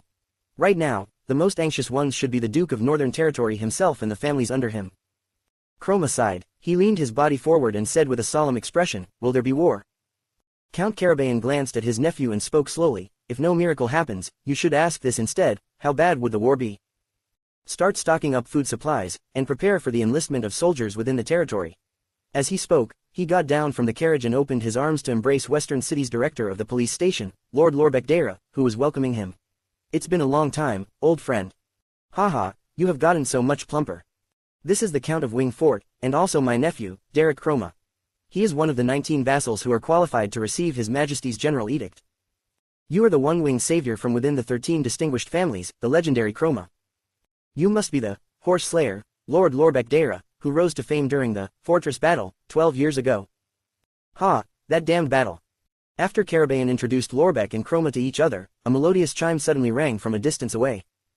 Dong, asterisk. The chime was heavy and long, and could be heard from far away. Chroma, who did not visit the capital city often, frowned. If I am not mistaken, is that not the bell of Constellation? Did something significant happen? Lorbek, who had been in the capital city for many years, nodded. Yes, when the bell of Constellation rings, it means that something important would be announced at the center of all main districts.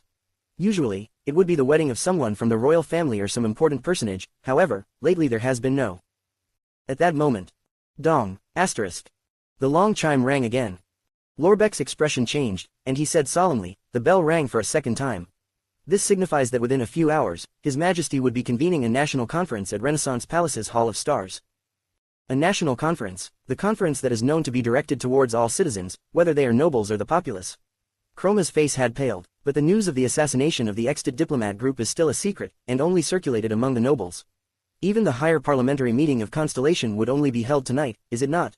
Why would a national conference be convened right now? True, the matters discussed in the national conference will be announced to the entire Star Plaza, and the entire Constellation. Do you still remember the declaration of the Desert War? Director Lorbek thought hard. Count Derek Chroma watched the citizens of the capital city who gossiped in excitement and rushed towards Star Plaza. His expression was unpleasant. Could it be that His Majesty is making the news public and declaring war on Extit in advance? Who knows? Count Carabayan's expression turned gloomy. He is the Iron Hand King, and it is not as if he has never done anything like this before. Chapter 56 Live for Constellation. This stone chamber was extremely huge, so huge that it could still appear spacious even if there were over 20 large stone pillars in it. However, there was no window. Instead, there were only a few large black holes on the ceiling served as air vents. It was terrifyingly gloomy and cold. Thales stared dazedly at the scene in front of him. A robust figure wearing an astral blue cape stood with his back to Thales before a stone pillar. A grotto had been dug on the stone pillar where the robust figure was facing. Inside, 2 large stone urns were placed side by side, along with 6 little stone jars. A deep and authoritative voice rang from the figure. Here lies your grandfather, A.D. Jadastar. Honestly, I did not like to be in the same room as him. When he looked at me, his gaze was always filled with disappointment and accusation. After my mother passed away, I avoided him even more fervently. That voice did not sound too unfamiliar to Thales. However, he was not very acquainted with it either. Come here. Thales inhaled deeply and adjusted his emotions. He walked towards his so-called father, the Supreme King of Constellation, King Kessel Jadastar. The Iron Hand King, Kessel V, was wearing the crown with the 9-pointed star. He had an everlasting lamp in his right hand, and tightly held a crystal-studded scepter with a shining tip in his left hand. He turned and glanced at Thales. His sharp gaze made the boy a little breathless. Starting from our second king, John I, all supreme kings and queens of Constellation were buried in this stone chamber after their death and cremation. Kessel's voice sounded extremely low and deep, as if he was afraid that he would rouse something. Kessel extended his hand and placed it on the large stone urn on the left. A name was engraved on it. King of Eternal Rule, King, ADLK. Jadastar, 595 to 660. Kessel looked at the other large stone urn on the right. There was another name on it. This was my mother. She passed away when I was 15. Queen, Natalie J.F. Jadastar, 604 to 642. The Supreme King ran his hand over the small stone jars with a complicated, indecipherable expression. As for the king's sons and daughters who did not inherit the crown nor change their surname, they rest within these little stone jars. Thales was stunned. He slowly turned his head and, as expected, saw that all four sides of each stone pillar had two large stone urns inside. There would sometimes be a few little stone jars beside them. Is this the royal family's burial ground? Kessel lowered his head and looked towards a small stone jar. Thales followed his gaze. Starlight God of War, Liberator of Zadra, Duke of Star Lake, John L.K. Jadastar, 613 to 660. This is Uncle John, the only person in our family who had traveled around the world. He is my father's youngest brother, and was almost completely raised by my mother. This is why I insisted to place him in my father's grotto.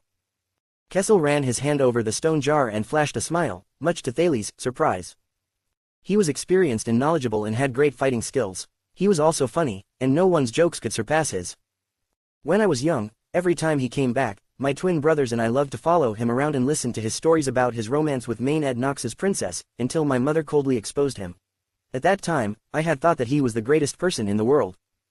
John's marriage made my father extremely furious. My God, he married a supreme-class female knight. That part of their wedding where they hugged and kissed, I think John must have done it with both feet off the ground. After being anointed a duke, John often visited us in the capital city. From time to time, he brought young Constance little gifts. However, after his wife passed away, I rarely saw John smile after that. Feeling the atmosphere in the stone chamber, Thales did not even dare to exhale. Kessel was lost in his memories, and only turned after a minute. Kessel looked at another stone jar and frowned slightly. This is my eldest brother, Midir. He was supposed to inherit the crown. Hearing a familiar name, Thales immediately looked towards the stone jar. Eldest son of the king, Crown Prince, Midir Te. Jadastar, 622 to 660. He had the closest relationship with our father, and was the only one who could match up to him when playing chess. He was a man of few words, and always smiled as he watched us brothers mess around. He was clever, and also very likable. Everyone said that he was the best crown prince. He was also the brother I was closest to. One day, when I was 16, on the way back from a female servant's room, I accidentally saw him sitting despondently in the courtyard, drinking wine with a distressed expression. At that time, I was only puzzled. He had moments when he felt dejected, too. Now, I finally understand him. Thales looked at the stone jar and thought of the things he had heard about Midir Jadastar. So, this is Gine's rescuer, someone Gilbert respects, and the person Yodel hopes that I will be better than. The next stone jar. The Sword of Reversing Light, the second prince, Horus M.E. Jadastar, 623 to 660. This is Horus. He still holds the record for the highest sword speed in the Tower of Eradication during his student days. The last I heard, it had not been broken yet. Kessel tapped the stone jar with his fingernail and snorted. He is the only supreme class elite in my family, and even had a prestigious nickname.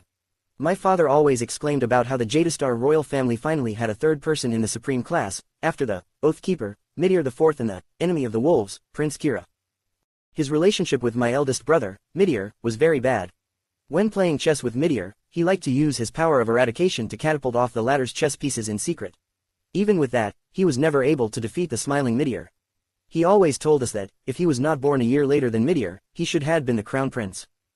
A month before he passed away, he received an invitation from the Tower of Eradication to become a scion.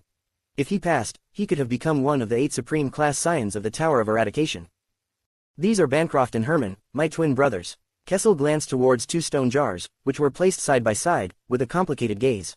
It was said that a careless female servant messed up their birth order. My father could not endure the sight of 2 doctors arguing about which baby's head was bigger. That was why my mother simply flipped a gold coin, and with Tormund I's head portrait, decided that Bancroft would be the 3rd prince, and Herman the 4th. That gold coin is now placed in my mother's stone urn together with the first sheet of politics homework Midir got full marks for, Horus's first swordsman trophy, and the baby wrapping cloth used on me and Constance when we were born. Thales took a step forward and surveyed the 2 little stone jars clearly. The 3rd prince, Bancroft N.E. Jadastar, 624 to 660. The 4th prince, Herman N.E. Jadastar, 624 to 660. When we were young, both of them fought endlessly on the dining table. It was virtually our whole family's nightmare. Meteor joked that Horus probably went to study in the Tower of Eradication because he was so horrified by those two. Bancroft especially enjoyed drawing and sculpting. Half of the funding for the Arts and Culture Department of the National Research Institute was donated by him. However, he was also quite vain. The degree of his vanity was probably only second to his love for money. When we were young, we always said that he should unite with the Sukater family through marriage. Even the dowry itself would be enough for his entire life spending. In the end, when he visited the southern islands, he really did manage to marry a girl from the Sukater family by proposing with a sketch. As for Herman, he was the most handsome one out of the 5 brothers. He was also skilled in music and poetry. All the young girls, whether from the populous or noble families, liked him a lot more compared to the other brothers. Every time he walked on the streets, screams and flowers would follow. That was why he was my father's first choice for the leader of Constellation's delegation to Sacred Tree Kingdom. Unfortunately, he did not manage to marry an elf. Otherwise, my father might have passed the crown down to him to strengthen our elf blood that had been present since Meteor IV. Kessel held his scepter and gazed at the flame inside the everlasting lamp. The 5 of us used to be so close. I still remember that when we were young, we had a group fight in the palace with 3 princes who visited from main Ednox dynasty. Horus was responsible for attacking and Meteor was the one defending. He was mainly protecting me. The twins were flanking, but after we grew up, everything changed. Meteor was still full of smiles, and I was the closest to him. But I felt that he was becoming more and more unhappy. After returning from the Tower of Eradication, Horus became murderous, and was always trying to show off in front of our father. I still remember that during an imperial conference, he reprimanded me for 5 minutes for going to Red Street Market. Bancroft did not care much for matters between his siblings. However, he always walked the other way when he saw the 4 of us. Herman was always following Horus around like a lackey. That smile of his really disgusted me. However, Kessel suddenly stopped smiling, but all that is not important anymore. Now, they are reunited here. Kessel walked towards the last little jar. Thales lowered his head and softly clenched his fist. Eldest daughter of the king, Constance N.E. Jadastar, 642-660. This is Constance, our little sister. Kessel lowered his head and spoke with a heavy voice. He seemed like he did not want to say much. She is the only consensus between the 5 of us. We would have sacrificed everything to protect her happiness and smiles. Thales sighed. He shut his eyes softly and imagined his aunt, the princess who died when she was 18. The Jadastar family was born to carry the fate of Constellation, Kessel said plainly. Thales opened his eyes. Listening to Kessel's heavy breaths, he contemplated the king's reasons for doing what he did today. In the empty stone chamber, both of them did not speak for quite some time. Boom. Asterisk. The king suddenly knocked his scepter hard on the ground. Thales was so surprised he almost jumped. I do not know how much you understand about us, nor do I know what you are imagining in regards to the Jadastar surname. Kessel V's voice was low and stern, not a hint of fatherly emotion was present. But this is definitely not a relaxing title. It signifies glory, history, and power. More importantly, it signifies sacrifice.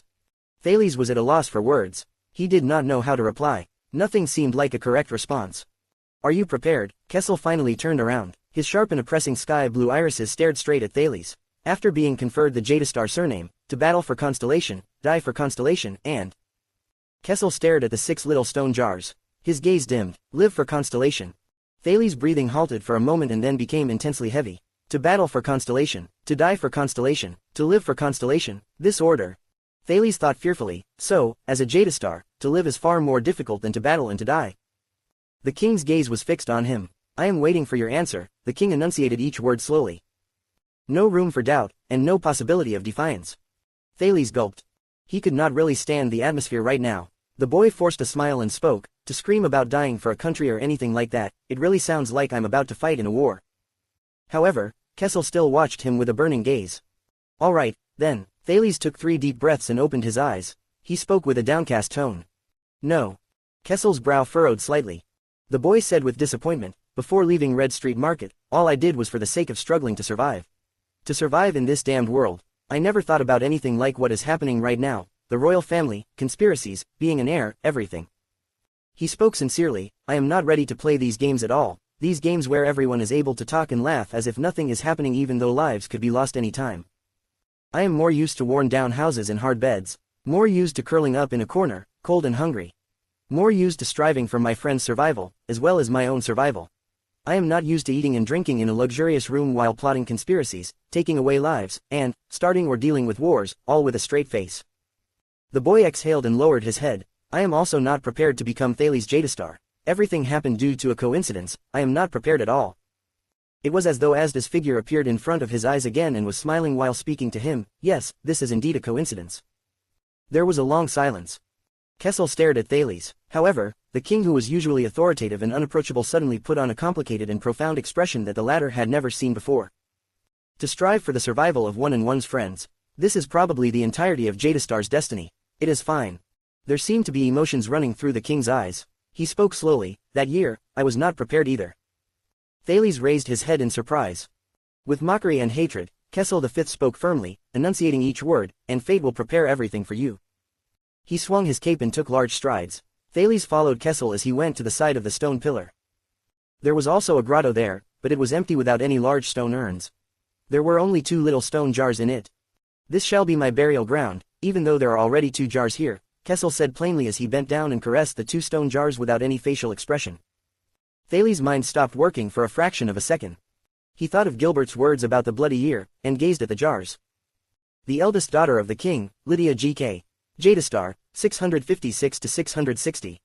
I still remember when Lydia was first born. I carried her in my bosom, and was more at a loss than she was. After growing a little, she began running everywhere and was never quiet. Eldest son of the king, Luther K.K. Jadastar, 659 to 660. Kessel put the everlasting lamp down, hiding his gaze and expression in the shadows. Only his moving lips could be seen, and the corners were slightly curled up.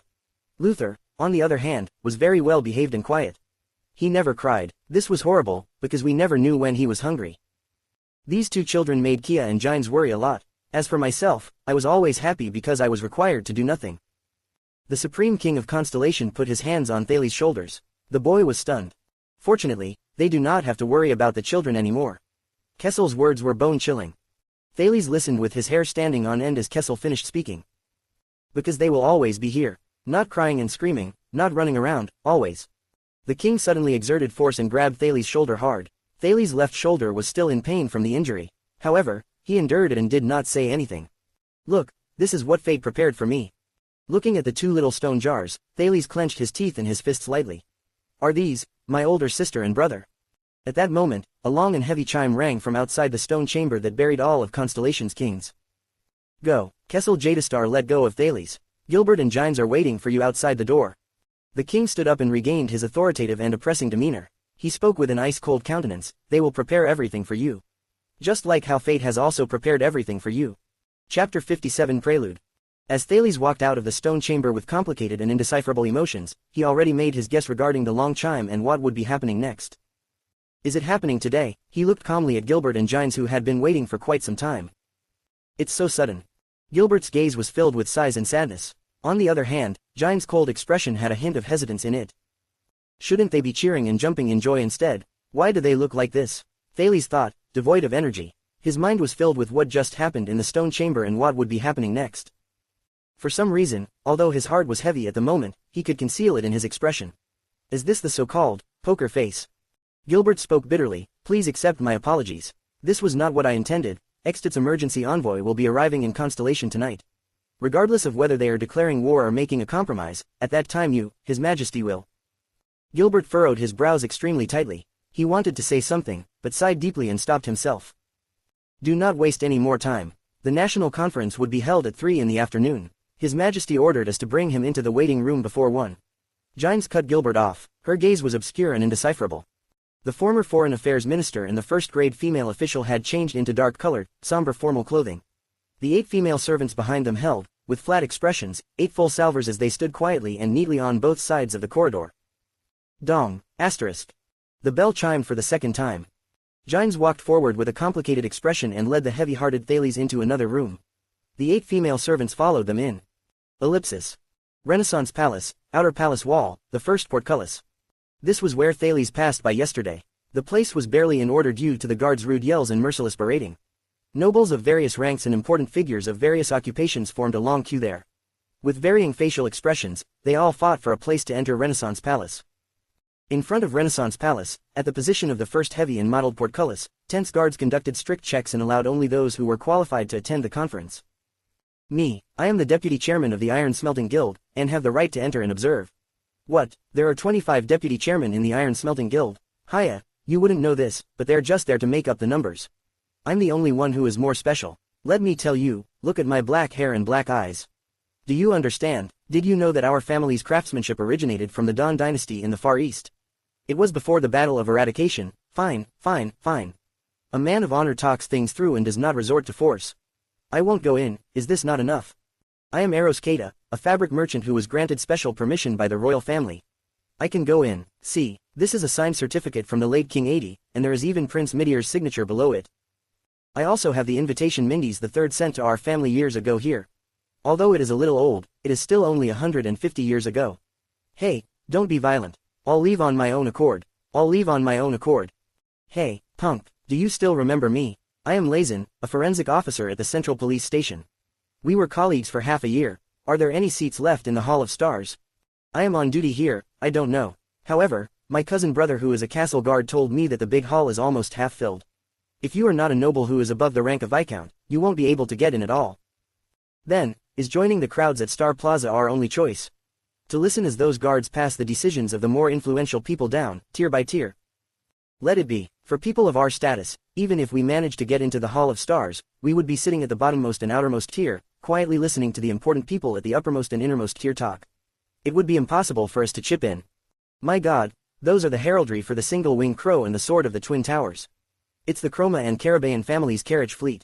Make way, quickly, it wouldn't end well for you if you offend them. So what if they are nobles? Nobles also have to obey basic rules. Wait, no, they have to obey the Constellation Provisional Constitution. What sort of joke is that? They are not normal nobles. Those people are high-ranking vassals who were conferred their titles by the royal families. They have more than 1,000 private soldiers, possess vast territories, and have countless subjects. As a forensic officer, you should increase your knowledge. Do you know about the 13 distinguished families? These people, the royal family, and the 6 great clans can laugh and joke together. Why do you know this so well? My apologies, I used to work in Kisan family's manor in the Eastern City District and taught their family's 3 sons the basic skills for combat. Ignoring the jostling of the crowds around him, Count Derek Chroma's cavalier unit and Count Jeremy Caribbean's carriage passed through the crowds, managing to reach Renaissance Palace only half an hour after the bell chimed for the second time. The 2 counts, Derek Chroma and Old Caribbean, were commonly known as the 2 highly ranked nobles among the 13 distinguished families and the 13 high-ranking vassals, only second to the royal family and the 6 great clans. With the single-winged crow flag and the sword of the Twin Towers emblem and heraldry, they effortlessly passed through the crowd. They then went past the first outer palace wall and the palace door amid the crowd's low murmurs, accompanied by the guards and the palace officers' respectful gazes. Director Lorbeck, who was in the carriage, sighed lightly. There has never been so many people at the National Conference before. In the Desert Wars National Conference, only the leaders of various trades, wealthy businessmen, and those rancid, prestigious scholars attended. Among the 6 great clans, only 2 clans attended, and among the 13 distinguished families, only 5 families were there. However, for His Majesty to win over the battle support he needs, the 19 noble families have no choice but to obey the resolution of the National Conference. Caribbean looked outside the carriage window solemnly. The crowd became bigger and bigger. The few noble families who refused to obey the resolution were, at some point, besieged by furious citizens, and even encountered difficulties in various fields. Although they are only vassals of the large families, this is not a good sign. The young Count of Wingfort, Derek Chroma rode his horse nearer to the carriage window. His expression was unpleasant. My lords, we should hurry up. Even though the 19 noble families have specific seats in the conference and will not be forced to listen to the conference at Star Plaza under the palace balcony, soon, we might need to fight our way through the populace and those upstart nobles. Ellipsis. On the other hand, the Star Plaza, located right below the Hall of Stars to the northwest of Renaissance Palace, was filled with noise and commotion. A pioneering effort by the virtuous king, the National Conference was said to be directed to all citizens. It was the only time when the populace and minor nobles can listen to Constellation's highest powers play their games, and it will be held this evening. Every single topic, discussion and decision would be passed through the entire Star Plaza by specially assigned people, and all the citizens in the entire capital will be notified. Gennard frowned and looked at the bustling crowd in the entire plaza. He and his city defense squad were temporarily transferred over from the Eastern City District in the morning to maintain the order of Star Plaza together with the police force. God have mercy, how would that be possible? It would be impossible for them, with only a force of approximately 1,000 men, to maintain the order of Star Plaza which can accommodate tens of thousands of people. It would even be impossible for Duke John's Starlight Brigade from years ago to maintain any sort of order. Everybody's gaze was concentrated on the location of the conference above them, the hall with its outdoor area facing the Star Plaza, the Hall of Stars. Under the bellows of thousands of guards in the plaza and the gigantic city defense ballistae, which have been positioned on Renaissance Palace's walls where they would be on standby to attack, the crowds nonchalantly jostled and exchanged information about the king's sudden decision to hold a national conference. I guess that it will be about the huge explosion in Red Street Market a month ago. Is it because the Blood Bottle Gang was so badly defeated by the Black Street Brotherhood that they became extremely anxious and went insane? Can such a small gang battle alarm the nobility up there? Where did you get this gossip? And a well-presented one at that. What's a Blood Bottle Gang and Black Street Brotherhood? How can there be gangs in the capital city? We are living in a modern society. Our lives now are so pleasant. Why are you spreading these damaging theories? Looking at your sneaky face, you must be a spy from a foreign power, right? Believe me, because I'm definitely right. It must be the Baron Bone people rebelling again. Those tradesmen from Camus Union who are greedier than vampires are definitely behind it. Last month, they detained my family's trade caravan. They wanted to impose on us 50% tax. Can you believe that? 50 out of 100%. Those damned Baron Bone mongrels. Why is the legendary Wing so soft-hearted? He should learn a thing or two from His Majesty, catch all of them and bury them alive at the desert god's altar like orcs. You are not allowed to insult the legendary Wing. He's extremely handsome. Indeed, he is an existence that could unite the entire Western Peninsula with his looks alone. My aunt is a female servant in the house of a viscount in the Morning Star region. She told me that Exted had an accident. I think it was at the north. Oh yeah, why is their diplomat group not here yet? How is that possible? The Fortress Treaty was signed to take effect for 20 years. Besides that, we have the Fortress Flower that guards the Broken Dragon Fortress well. There are also powerful families in the Northern Territory such as the Arun family, the Zemento family and the Fries family. It can't possibly be like 12 years ago. Don't forget that the kingdom's wrath is still in the capital city. With just him alone, along with that bow of his, he can eradicate 20,000 people from Exted. Exted probably doesn't even have 20,000 soldiers throughout its entire country. In short, that was what I meant. I think it's most probably Northwest Sarah Dukedom. A relative that came to seek refuge with me from far away said that lately, there is an evil witch spreading a plague there. Their neighbors, Anlenzo Dukedom and Norden Dukedom, have shut their borders. Wait, the plague hasn't spread to Constellation yet, right? The nobles from the southwest did not come, right? How about the Tabark family, Carabaean, and Lasha? Don't tell me that they are dead from the plague. So, does this mean that the price of herbs would rise? I have to restock immediately. You guys are talking rubbish. My secret source told me that His Majesty will be choosing a person out of the 6 great clans to become the next king. What? Then how about the Jadastar royal family? Our family has the royal family's special permission for furniture trading rights. What else can be done? Can you force His Majesty to give birth to one more son? I think that Count Covendier is not bad. Last year, when he came to inspect the Grand Bazaar, he held my hand before. With a count like that, how can our country not prosper? But I think that Tabark family's daughter isn't bad, either. We should learn from Anlenzo Dukedom. Think about it, a beautiful and young queen. Oh God, my heart is about to melt. Stop joking, that's for rural places like Anlenzo in Columbia. Our mighty constellation is the successor of the empire. How can we let a woman become king? I am not discriminating women, but we have to admit to objective differences. Young man, stop making wild guesses over there. I am just concerned with politics. I think that you are a keyboard cough, I'm sorry, a mouth cannon warrior. You should believe in the kingdom, believe in His Majesty and believe in the Imperial Conference. How can they not know something that even you know? Ellipsis. Thales slowly stood and looked at the young noble in the mirror who wore luxurious clothing and a cold expression. His hair was no longer messy, but neatly cut and combed into a hairstyle that was simple yet pleasant, making him look alert and handsome. Gines even clipped on a subtly sparkling crystal stone earring on his left ear without regards for his facial expression. He had on a long-sleeved jacket that was made thicker and decorated with dark blue glittering crystals. Coupled with a white undershirt, cuffs that were nicely buttoned up with crystal drops, and a specially tailored macrame mantle. His attire made his originally frail body look straight and tall. He raised his hands. His pure white, leather gloves were well fitted and shiny. It seemed to give more depth to his every move. The noble, black slacks, paired with a belt buckle styled in the fashion of stars, along with the expensive leather boots that boosted his height by 2 inches, allowed him to walk with the gracefulness of nobles. A 9-pointed star emblem which signified the Jadastar family was sewn on the back of Thales' clothes, and a gold and silver 9-pointed star brooch was clipped on his chest. They sparkled under the light. The female servant sprayed a bit of cologne on him. It was almost undetectable, but made his scent closer to that of the upper-class society. Thales chuckled bitterly and sighed, Hiya. Fashionable clothing, graceful manners, established etiquette and limited knowledge. These are the best tools to segregate and divide people into different social statuses. This is the circle of nobles. This damned, evil, culture. Even Gines and Gilbert, who were observing from the side, could not help but nod. Gines sighed, her tone was bitter. It is almost time. Kessel, His Majesty hopes that you would go in earlier. Thales knew that their emotions were not quite right. However, since he was already there, he cleared all thoughts from his mind and slowly left with Gilbert and Gines. I need to get a final confirmation from you on some things. Thales raised his head and looked at Gilbert. Your name, I mean. His Majesty originally planned to give you a name that is more suitable for the Jadestar tradition, such as John and Midir, or Kessel and Tormund. After all, the name Thales is one used by the populace. It will be appearing in the royal pedigree for the first time, and will allow those who are observant to find out about your past. Thales turned his head back and while walking forward, spoke without changing his expression. Thales. What? I want to be called Thales. I will not change my name. Those past experiences, I will not forget, nor forsake any of them.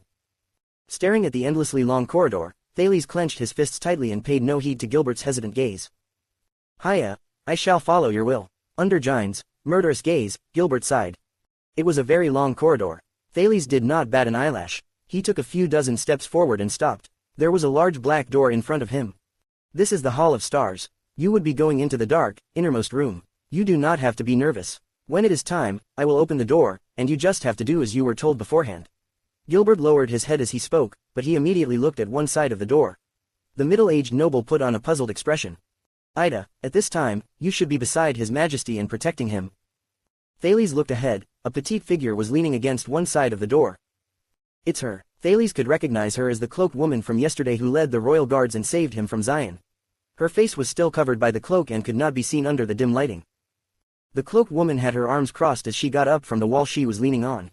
Hey, kid, that masked guy asked me to give you this gift on his behalf. A young, pleasant, and lively voice rang as the cloaked woman passed him something. Thales was stunned. He took it and did not even pay attention to the cloaked woman's overly fair, smooth, and supple skin. It was a black dagger sheath, and it came with a buckled leather strap. Words were engraved on one side. A king does not gain respect by virtue of his bloodline. Thales resisted the urge to subconsciously touch his chest. With complicated emotions, he pulled out JC's dagger from his belt and inserted it into the sheath. The size was just right. Thank you, Yodel. Is he well? Thales calmed down his breath and buckled the sheathed dagger onto his belt. Don't worry, that sort of person won't die for now. The cloaked woman chuckled lightly. I understand him very well. Thales nodded and walked past her, standing still in front of the door. Looking at the black stone door in front of him, the boy clenched his teeth. Only one more step. Behind him, Gilbert's frown became deeper and deeper while Gines bit hard on her bottom lip. On the other hand, the cloaked woman exercised her neck nonchalantly. Thales did not turn. He just gazed at the stone-gray floor before him and faintly said, Gilbert, will I never be able to turn back after taking this step? Gilbert was stunned, but Thales did not plan to let him answer. The boy raised his head and forced a smile with difficulty. No, perhaps, when I first opened my eyes in this world, there was already no turning back. I can only keep walking forward. Having heard this, Gines' gaze became hesitant and hard to understand. She extended her hand, but was pulled back by Gilbert who shook his head beside her. Do not worry, be a little happier. This is a good thing, Sir Gilbert, Madame Gines, and this cloaked lady. A good person once told me too. Illuminated by the everlasting lamps with sunlight that shone in from the windows on both sides of the corridor, Thales turned around. He stuck out his thumb and cracked a bright smile. Just take it as another game. Before the other three could react, Thales pushed the door open and walked inside. A gust of cold air rushed past the large stone door. The lighting ahead was dim, and it seemed as if there was endless darkness. Thales' figure disappeared amid that darkness. Gilbert lowered his head as he sighed. Gines turned her head and did not say anything. Only the woman in the cloak happily snapped her fingers. Aha, I like this kid. Gines raised her head and chuckled bitterly and helplessly. Her face was filled with sadness and sympathy. True, this kid, he is only a child. How can he shoulder such a heavy burden and future? There was a period of silence, until a raspy voice suddenly spoke up, he can. The woman in the cloak stuck out her chin. Such fast recovery. Gilbert and Gines looked behind them in surprise. There, the masked protector's silhouette appeared out of thin air. However, weirdly, Yodel's figure was floating about and extremely blurry, as if covered by a veil made of air. The bleary-figured Yodel spoke firmly, he can shoulder those sorts of responsibilities. I understand him well, he has special qualities that no one else in this world has, not humans, not gods, not demons. Not even mystics. There was another period of silence. Gilbert shook his head and snorted lightly. He then tipped his hat in salutation. I am sorry for excusing myself. The national conference is only 2 hours away. Madame Gines, we should be seeing His Majesty. Gines nodded and left together with Gilbert. The two figures disappeared at the corridor some distance away as their footsteps faded away. There were only the masked protector and the cloaked woman left. Your chest was pierced by 3 crossbow arrows laced with highly poisonous vine blue grass. It has only been a night, and it's impossible that you are able to stand up. The cloaked woman looked at the bleary-figured Yodel and sighed loudly. Did you make a deal with that mask again? I have warned you many times. The collapse of the ancient elf kingdom is not unrelated to that mask. And you? What price did you pay this time? Yodel did not answer, he only stayed silent and caressed the purple mask on his face.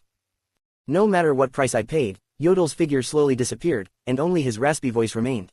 It cannot compare to 1/10,000th of the price that child will have to pay. Chapter 58 The Warlords, Chess Game 1. Thales was not concerned with anything else. He walked into the dark room in rapt concentration. The buzzing sound commonly heard from crowds rang from outside the dark room. It was noisy and disturbing. This reminded him of the football team he used to support in his past life. This is probably similar to the feeling one got when they first walk into the stadium during a live match. Amid the buzzing sounds outside the dark room, a young and jovial male voice suddenly said, "Hey, old man. Director Lorbeck, I am here. Hey, sir, you look a little familiar. Wait, you are Chroma Family's cousin Derek. Oh God, I have not seen you for so many years. What happened to your face? Casa and Gina must be crying." Thales suddenly regained his attention and took a few steps forward. He looked outside through the one-way glass in the dark room. Indeed, the entire Hall of Stars was below him. The Hall of Stars was an oval-shaped, semi-open-air hall. It was at least more than 10 meters tall and could accommodate at least 1,000 people. The side-facing Star Plaza had a protruding balcony instead of a wall. This made the hall look like an irregularly shaped cylinder with one lateral side chopped off at a slanted angle, or rather, like a half-covered cylindrical garbage shovel. Having thought of this, Thales could not help but flash a smile. At that moment, the hall was already half full. There were at least a few hundred people in it. Some people were sitting, and some were standing. The nearer it was to the center of the hall, the sparser the crowd. Their clothes seemed luxurious, they were quiet and composed, and most of them had seats. These were the nobles. There was a large round table in the middle of the hall that was surrounded by 7 stone chairs of obviously different specifications. Among the unique stone chairs was the throne. The 6 stone chairs surrounding it belonged to the 6 guardian dukes. There were 13 other stone chairs on the periphery of the 6 stone chairs. They formed a large semicircle and belonged to the 13 distinguished families. The 6 stone chairs were still empty, but some of the 13 stone chairs were already occupied. The occupants were all men ranging from 20 to 60 years old, and bore different emblems and symbols. Their expressions varied too. There were a few nervous-looking attendants behind every seat. The voice he heard just now originated from the stone chairs belonging to the 13 distinguished families. A blond, handsome man wearing an astral blue police uniform stood behind one of the stone chairs. He had a nice-looking face with deep-set features. Compared to the fairly feminine Asda and the pretty face, Istrone, he appeared more energetic and strong. However, the handsome man was being hit hard on the head with a staff by a gray-haired middle-aged noble who looked extremely angry. The middle-aged noble's clothing had a symbol of 2 tall towers and a long sword on it. Cohen Carabaean, what happened to your noble upbringing? Do you know how to talk like a human? Derek is not only your cousin brother, but also the head of the Chroma family, one of the 13 distinguished families. He is the suzerain of Wing Fort and account of the kingdom. Show some respect. With a face filled with shock, Thales stared at the kingdom's police officer, Cohen Carabaean, as he massaged his head with clenched teeth and growled at his father, "Old man, the stage of eradication is in front of us anyway. Hit me one more time, and we will battle up there." A lot of people turned their head towards their direction, but seeing that it was the seat of one of the 13 distinguished families, they all shook their heads and ignored the commotion. Why is this noble family so weird? Haha, Cohen and I know each other really well. This shows how close we are. Derek seemed to know his uncle and cousin brother's daily routine.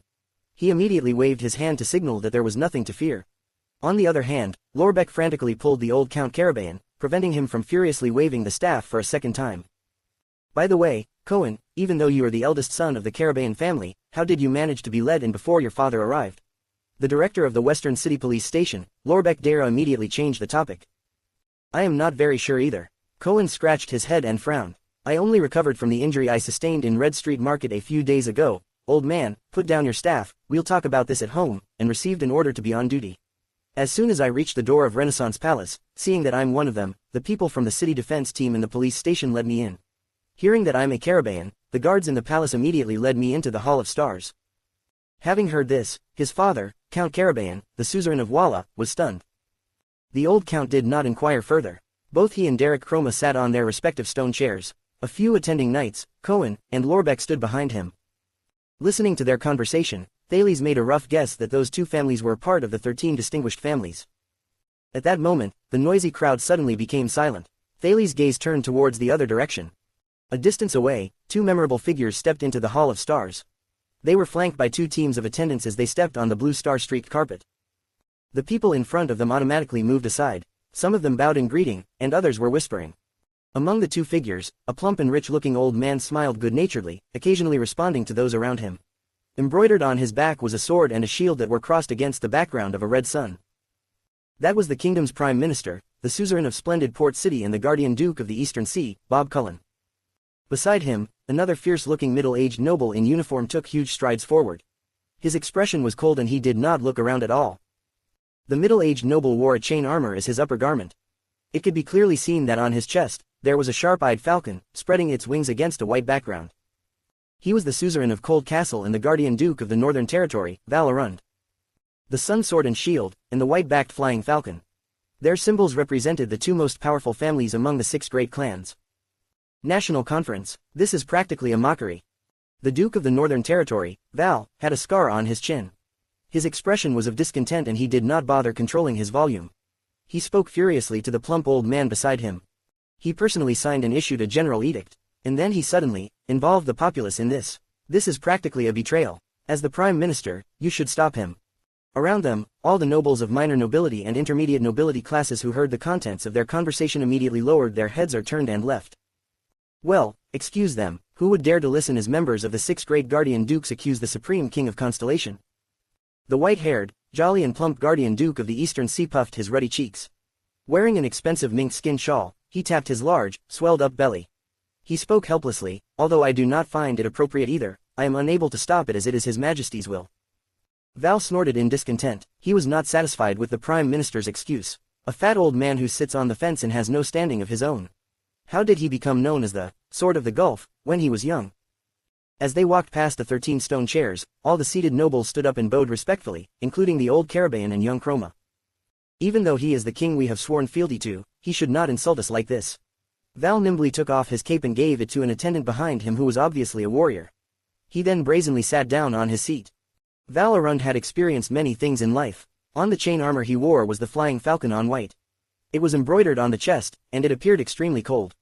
He propped up his left hand in an extravagant manner, and his being exuded the type of sharpness and isolated aura only found in Northlanders. He did not hide his disdain towards the king at all. I really feel like knocking out that bastard's front teeth. Just like I did 40 years ago.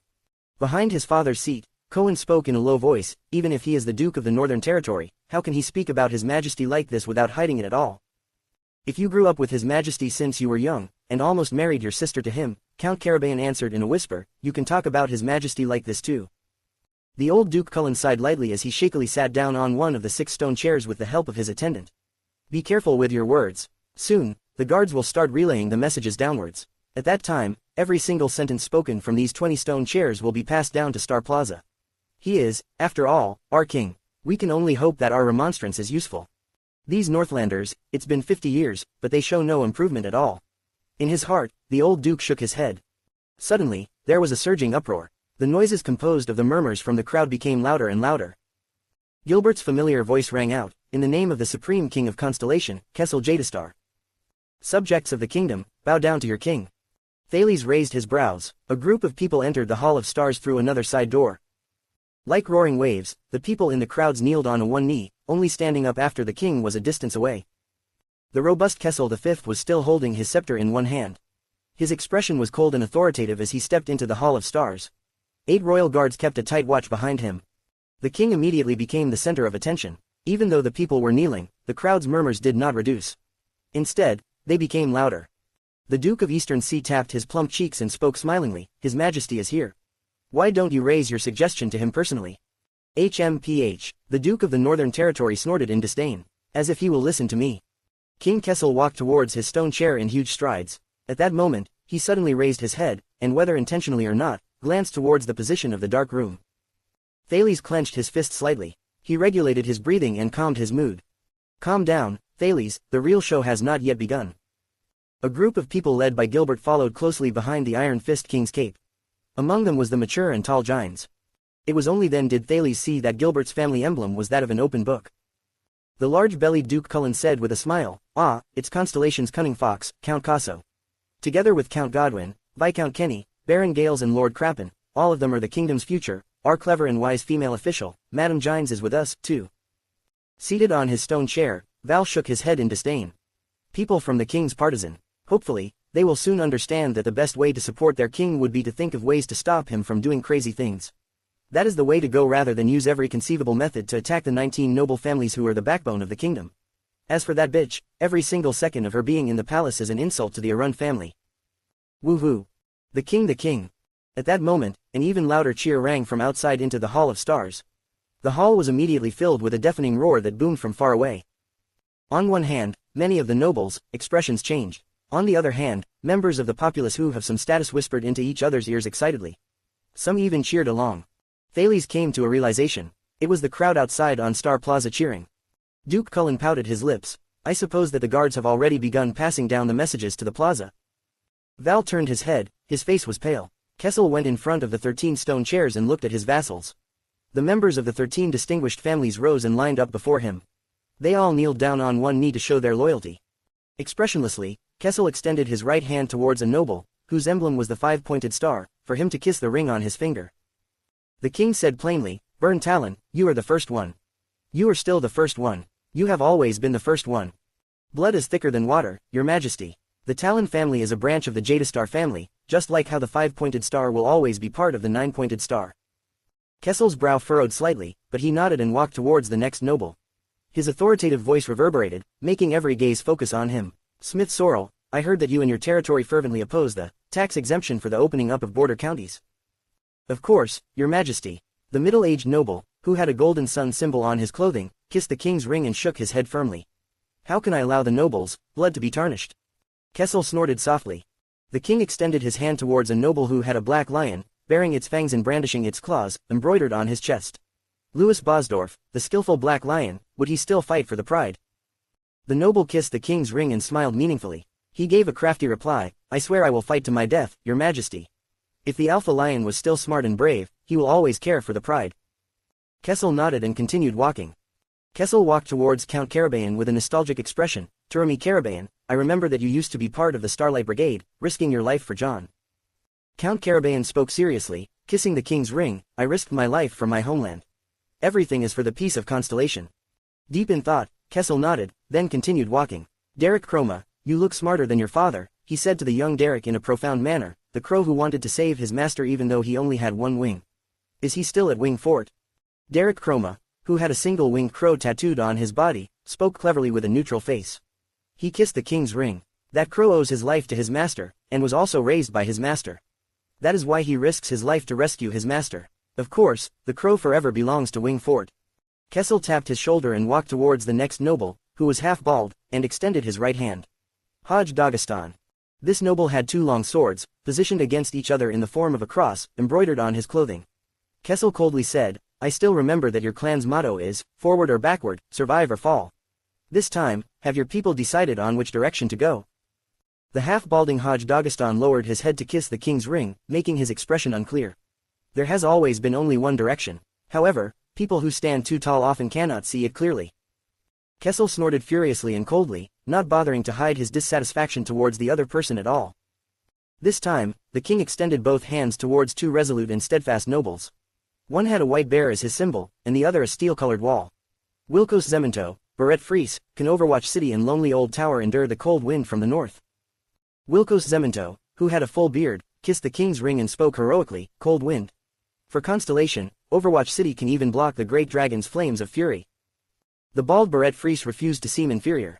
He kissed the ring with blazing eyes. Even though Lonely Old Tower stands in cold and roaring winds, no matter how bitterly cold it gets, the furnace fire in the tower will always burn.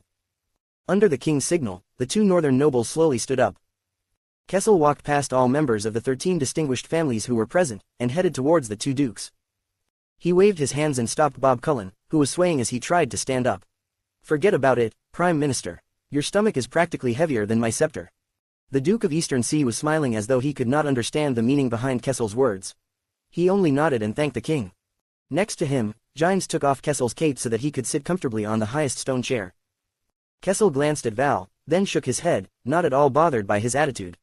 As for you, I suppose that your knees are afflicted with a strange illness which makes them unable to bend. Val Arun spoke carelessly, his gaze burned with fury. Yes, when I am facing Exted and the crown of Constellation, I will get this illness. Kessel shook his head. It has been 40 years and your sense of humor has not yet improved. After the ceremony of allegiance, which carried a somewhat profound meaning both publicly and privately, the nobles from the 13 distinguished families returned to their seats.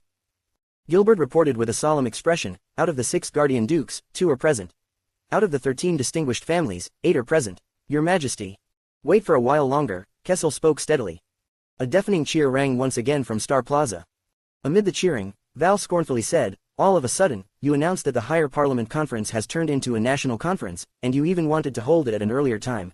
How many noble families, who live too far away, do you think would make it in time? At least, it would be impossible for Blade City's Tabark family. Kessel shook his head. His face was expressionless. This is a chess game between the warlords of Constellation. The players were destined to participate long ago, and the match had also started long ago. It seems that the crown has not only made you king, but also a horrible bard. Valorun spoke indignantly, clenching his teeth so hard that it made grating sounds.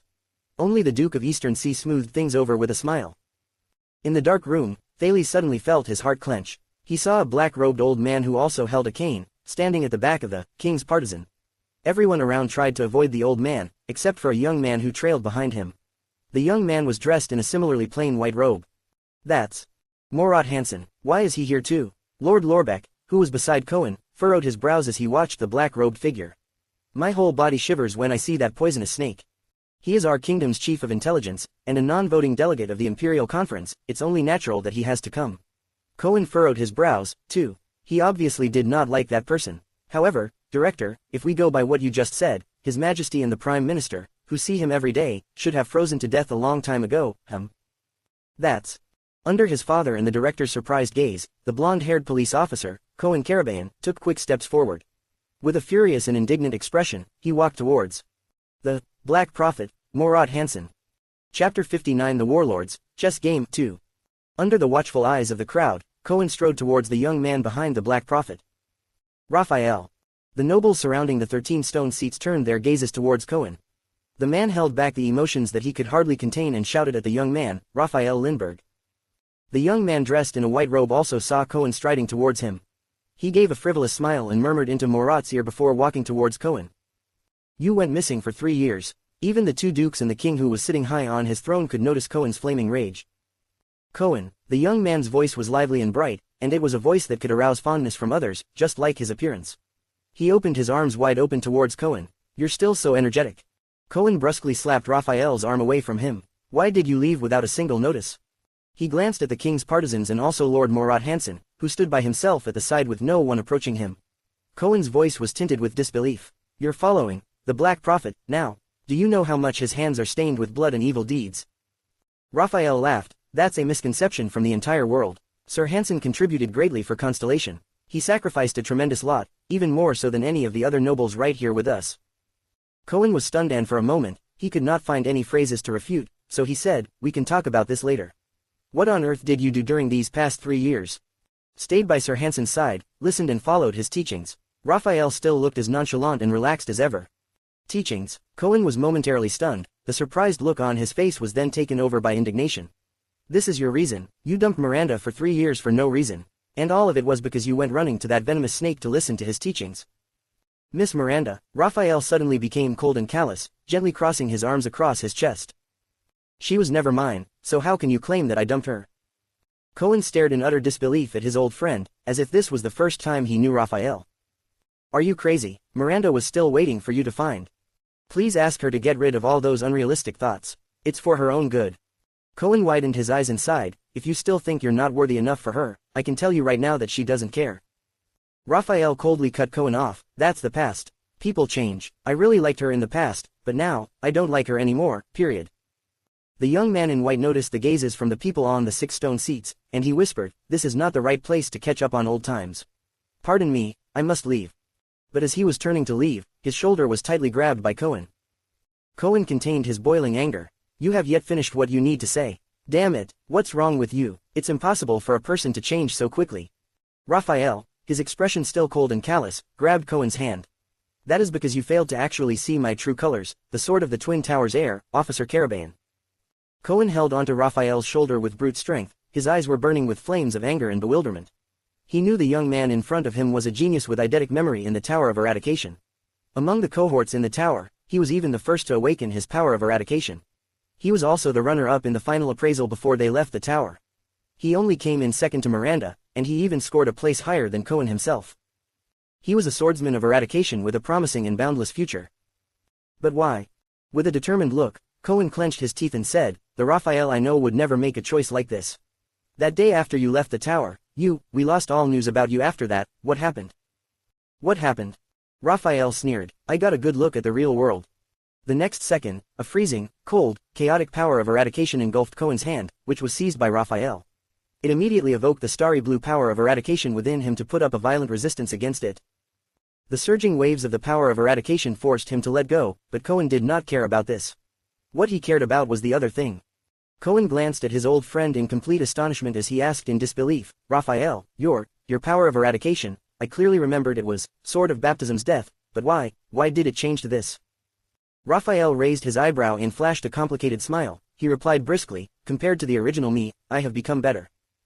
Cohen could only stare at Raphael, dumbfounded, watching his old friend from the Tower of Eradication turn his back on him without hesitation or reluctance to part. With his back towards Cohen, Raphael turned his head sideways slightly to give him a cold look. "A word of advice, Cohen Karabayan, be careful today." Raphael coldly walked back towards Morat Hansen's side. The police officer furrowed his brows and clenched his fist. His eyes were filled with complex emotions and astonishment. That feeling, could it be? The shadow of the sword and the light from the sword at Red Street Market that night emerged before Cohen's eyes. That swordsman in the red and black attire, with his frenzied sword style that was murderous and indomitable. And more importantly, his violent and uncontrollable power of eradication. Cohen took in a deep breath. It can't be. After a few seconds, he exhaled and slowly walked back to his father's side. "Don't ask." With anger and confusion boiling in him, Cohen concluded with the two words when he faced his father and the director's puzzled stares. When the 13 distinguished families Havia family, with the symbol of the sun-shooting bow, Almond family, with their use of deep blue waves as their emblem, and also Lasha family, with the four-winged monitor lizard, arrived at the scene, the crowd was once again in an uproar. But it was nothing compared to later when the Covendier family arrived. There was more enthusiasm for their arrival. Thales, who was in the dark compartment, spotted the person who caused the uproar from the crowd with his eagle-like vision.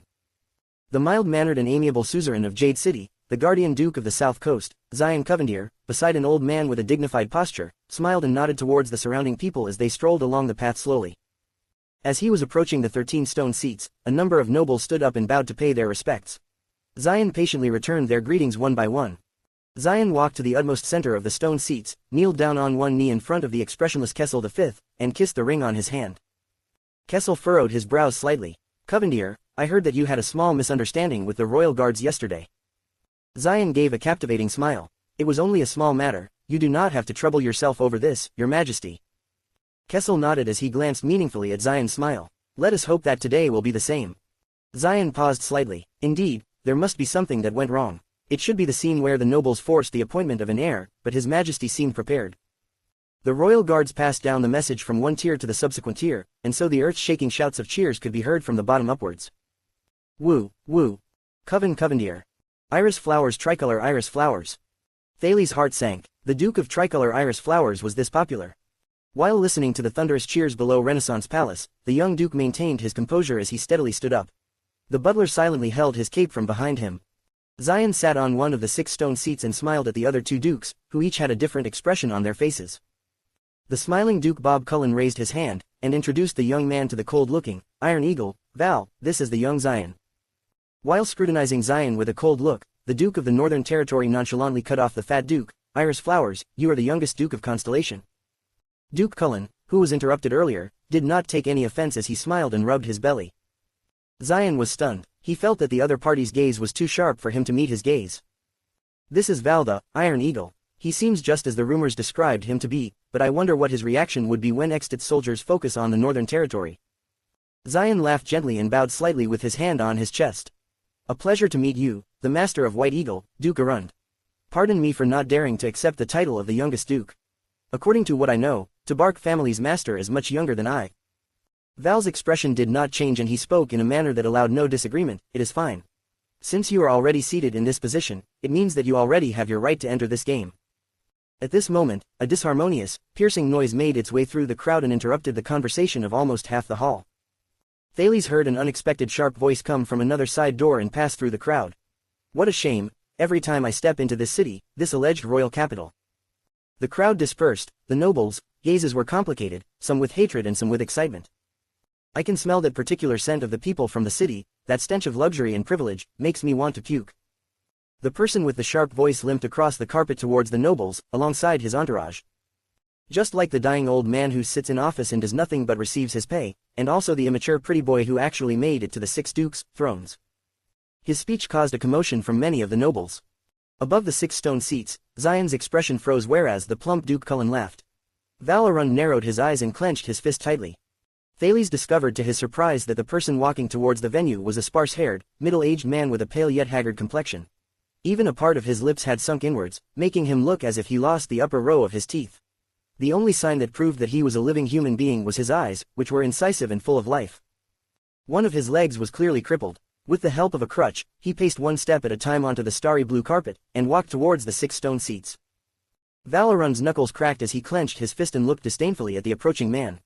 It has been years since we last met, you damned old man. Kessel V gave a ruminating smile from his throne. Cyril, it is good that you are here, otherwise, the title of, the most unpopular person, in this meeting would be taken by our Duke Arund. The Northern Territory Duke snorted. Ha ha ha ha ha. The haggard middle-aged man, the suzerain of the ruins, the guardian duke of the Western Desert, Cyril Fakenhas, emitted a creepily long, piercing laugh as he hobbled his way before the king.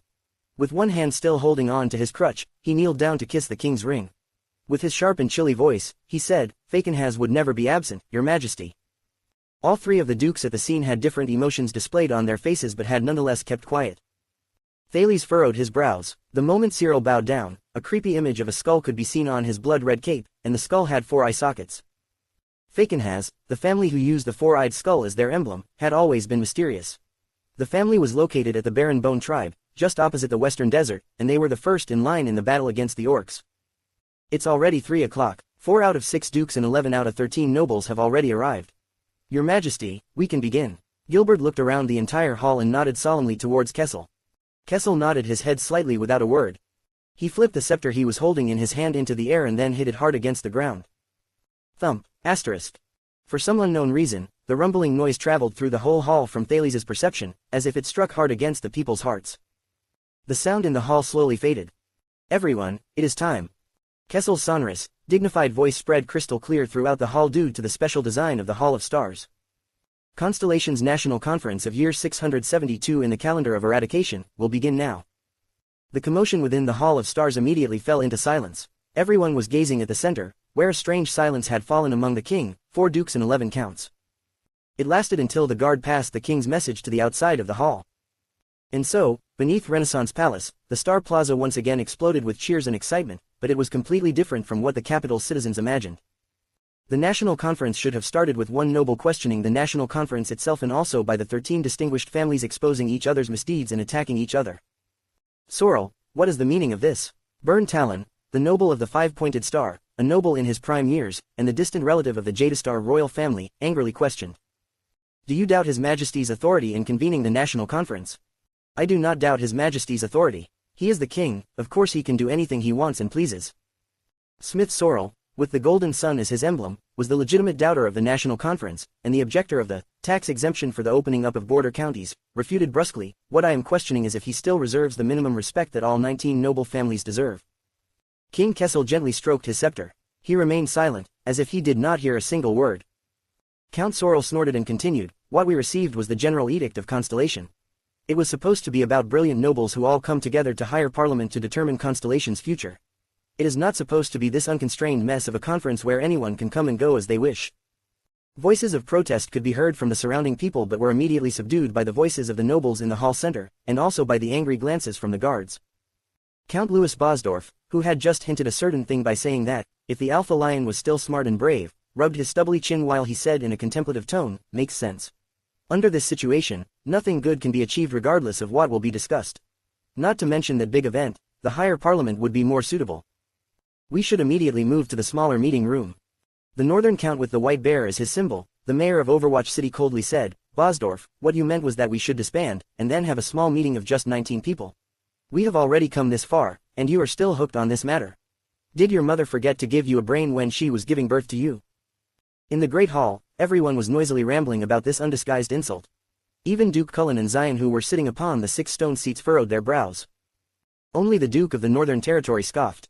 Bosdorf was not enraged by the comment as he chuckled, "My mother has a great memory, so she probably did not forget that.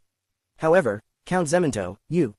His speech was interrupted by another noble from the Northern Territory. "Shut up, Black Lion, we are not really concerned about your mother, or the presence of your brain." Count Fries, the suzerain of the lonely old tower, who had the iron-colored long wall as his symbol, and who also came from the north, tapped rhythmically against the stone seat. With his face in a steely color, he said indifferently, "The southern royal capital is meant to be used to handle that great event. What we care about is Constellation's safety. But you southerners, you sons of B*TCHES, are still concerned over the accuracy of titles in the invitations you obtained." The safety of Constellation, Count Hodge Dagestan, who made a sarcastic remark earlier about him not being able to see the king clearly because he was standing too high up, also cut into the conversation. He shook his head. "Do not be arrogant, what you truly care about is your own safety. But I do not wish to criticize you, because I am not really that much more respectable than you." With his body leaning forward, his sharp gaze swept past every single noble. "The problem is not about the title of the invitation. The problem is actually about whether His Majesty would obtain the public's popular opinion and threaten his subordinates and the suzerains through this national conference. This is about the safety of us all, not just the northern nobles." The crowd once again burst into an uproar. Some people were even yelling, "Get lost, selfish nobles." However, in the midst of the chaos, Count Dagestan still waved at the suzerains. With his ferocious expression, he yelled at the top of his lungs, "Do not forget the Desert War. Do not forget how you were forced to enlist the people in your territories just to take revenge on behalf of the royal family." Only at this moment did Kessel V furrow his brows. Thales had to admit that the speech was very convincing. Thales also began to ponder about the motives for the current national conference. Count Talon put up both hands, his brows deeply furrowed together. "We can discuss the order in the future, but that issue is extremely urgent. We have to come up with the final decision in dealing with that matter today."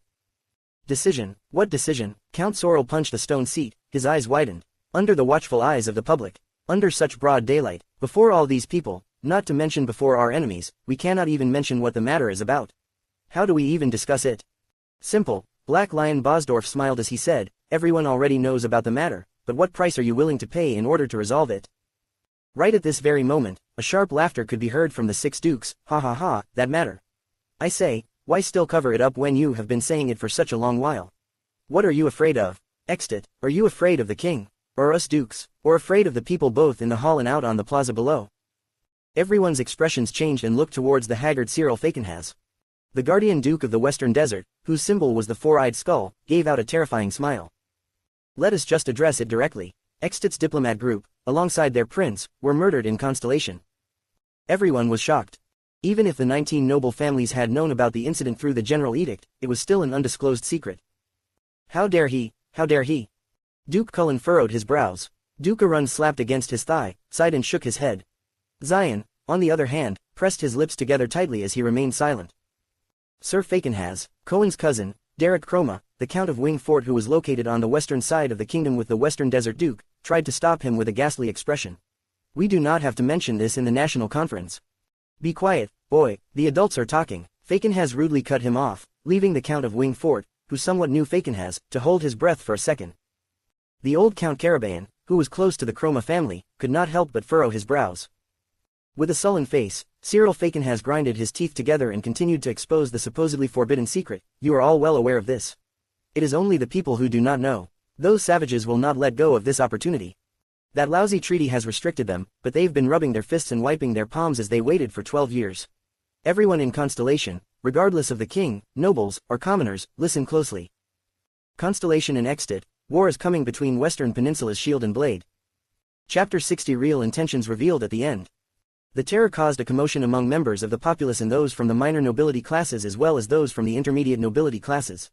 The guards had no choice but to shout loudly. "Cyril, you are very daring in speech." Val gave Cyril a meaningful glance. "Thanks to you, no one will raise the question of returning to the private and small conference room now." The counts who were seated on their stone chairs responded with silence.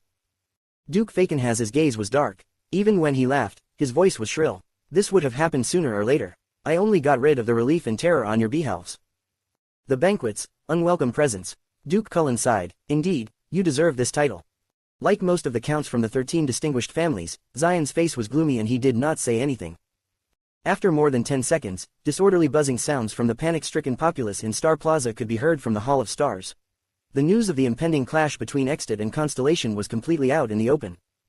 Count Sorrel stared straight at the king with a hostile glare. Your Majesty, you have achieved your desired effect in announcing this impending disaster to the citizens of our kingdom. The question is, how do we clear up this mess now? Kessel's face was cold as ice and he said nothing. He only gave Sorrel a quick glance, the latter was still putting up a stubborn front. Count Talon stared impolitely at Sorrel. It's easy. Do we fight or negotiate? If we were to fight, we shall return to our respective territories and mobilize our forces. We still have the chance to negotiate. We have allies. We can invite them to resolve the dispute, just like 12 years ago. Zion slowly raised his head and looked at the other suzerains. War might not break out if we make the necessary sacrifices. Faken has cut the young duke off and spoke sarcastically. The one who died in their diplomat group was a prince. He was King Nuvan's only son and the only heir of the Walton family. Make sacrifices, true. We probably just have to cut off a piece of land from the north and give it to Extit. That will do. Count Zemento said coldly, the northern territory will not hand over a single inch of land. Our family has guarded that land for generations. But it is true that the prince died within your territory, is it not? Count Dagestan laughed out loud. This is your responsibility. Of course, you have to pay the price. Count Fries raised his head, and there was a fierce glare in his eyes. If you are not joking, Dagestan, then we can have a duel on the stage of eradication right now. Alright, then, why don't we hand them 20% of the eternal oil supply in Eastern Sea? Duke Faken has pretended to be deep in thought. He first looked at Duke Cullen and then Zion, flashing a nonchalant smile. How about the crystal drop war in the south? Even jokes must have a limit, Cyril, Duke Cullen replied in a rare show of sternness. Zion flashed a friendly smile at him and shook his head slightly. At that moment, Kessel V knocked his scepter lightly on the floor. All the nobles went silent and looked towards him. Under the king's gaze, Gilbert nodded and took a step forward. He spoke with a frown. According to sources of the kingdom's secret intelligence department, Dragon Cloud City already learned of their prince's demise in Constellation yesterday. The Archduke of Black Sand acted even faster than their king. He began recruiting troops and mobilizing his army 2 days ago. The two other archdukes in the southern part of Extit were 2 days slower than him, but there is not much difference. The hall was immediately in an uproar. Silence, Gilbert said, loud and stern. Amid the complicated emotions of the people in the hall, the Supreme King spoke in a low and sincere voice. If war breaks out between the two kingdoms, the royal family and the Talon family will give our all in assisting the Northern Territory. Count Talon nodded firmly. The king looked towards the Duke of the Northern Territory with a flat expression. Val, how many troops and provisions can you supply? Val Arund responded sternly, how many troops? Are you joking? I have already called together all my vassals. We have 15,000 infantrymen, 1,000 archers, 500 heavy cavalier units and even a small amount of mystic guns. They will reinforce the Broken Dragon Fortress in the shortest time and receive orders from the commander, Lady Sonia Caesar. That is our territory, and if war breaks out, even the women and children will carry weapons. As for provisions, it depends on how much land we are able to defend. The two counts, Zemento and Fries, nodded firmly and added on, the 3,500 people in Overwatch City shall pledge their lives in battle. Lonely Old Tower has only 2,000 infantrymen. However, we will fight until the end, even if there is only one soldier left. We can handle the pressure from the 3 archdukes of Extit. However, if it comes down to the entirety of Extit, the Duke of Northern Territory straightened his back and surveyed every single noble with a piercing gaze. We need the strength of all of Constellation. Cohen, who stood behind old Count Carabayan, scratched his head. In a low voice, he asked in bewilderment, isn't this national conference directed at the entire kingdom?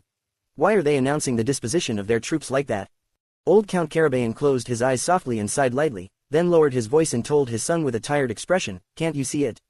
The nobles from the north are acting in front of Extit. Do you believe that Duke Arund can gather 10,000 men? Constellation never recovered from the bloody year. I suspect that those suzerains have at most 1/3 of the troops they just declared. Cohen was immediately stunned. He looked towards the emblem of the 2 silver cross-shaped stars on the ceiling of the hall. As descendants of the Empire and the Western Peninsula's shield, has Constellation weakened to this extent? Kessel V nodded lightly and turned towards the scary-looking Cyril. How about the suzerains of the Western Desert? Cyril Faken has tilted his head backwards and shut his eyes. The ruins can only dispatch 1,000 infantrymen. Lately, the Baron Bone tribe has been creating commotion again. As for mystic guns, we don't even have enough for ourselves. The young Count Derek Chroma muttered, Wing Fort is not known for its military force, but we can dispatch 100 of the best Raven Whistle Light Cavaliers. Bosdorf furrowed his brows hard. Brave Souls Fort has been in a state of unrest lately. An orc was made leader. He is now gathering together the forces of power from various families. Black Lion family can only dispatch 200 men. The stinginess of the Western Desert nobles caused the nobles present to begin whispering among themselves. Cohen furrowed his brows. He once served at the Western Desert's frontline during the Battle of Elimination, one which came after the Desert War. Based on what he knew, the Western Desert Army force was definitely not that weak.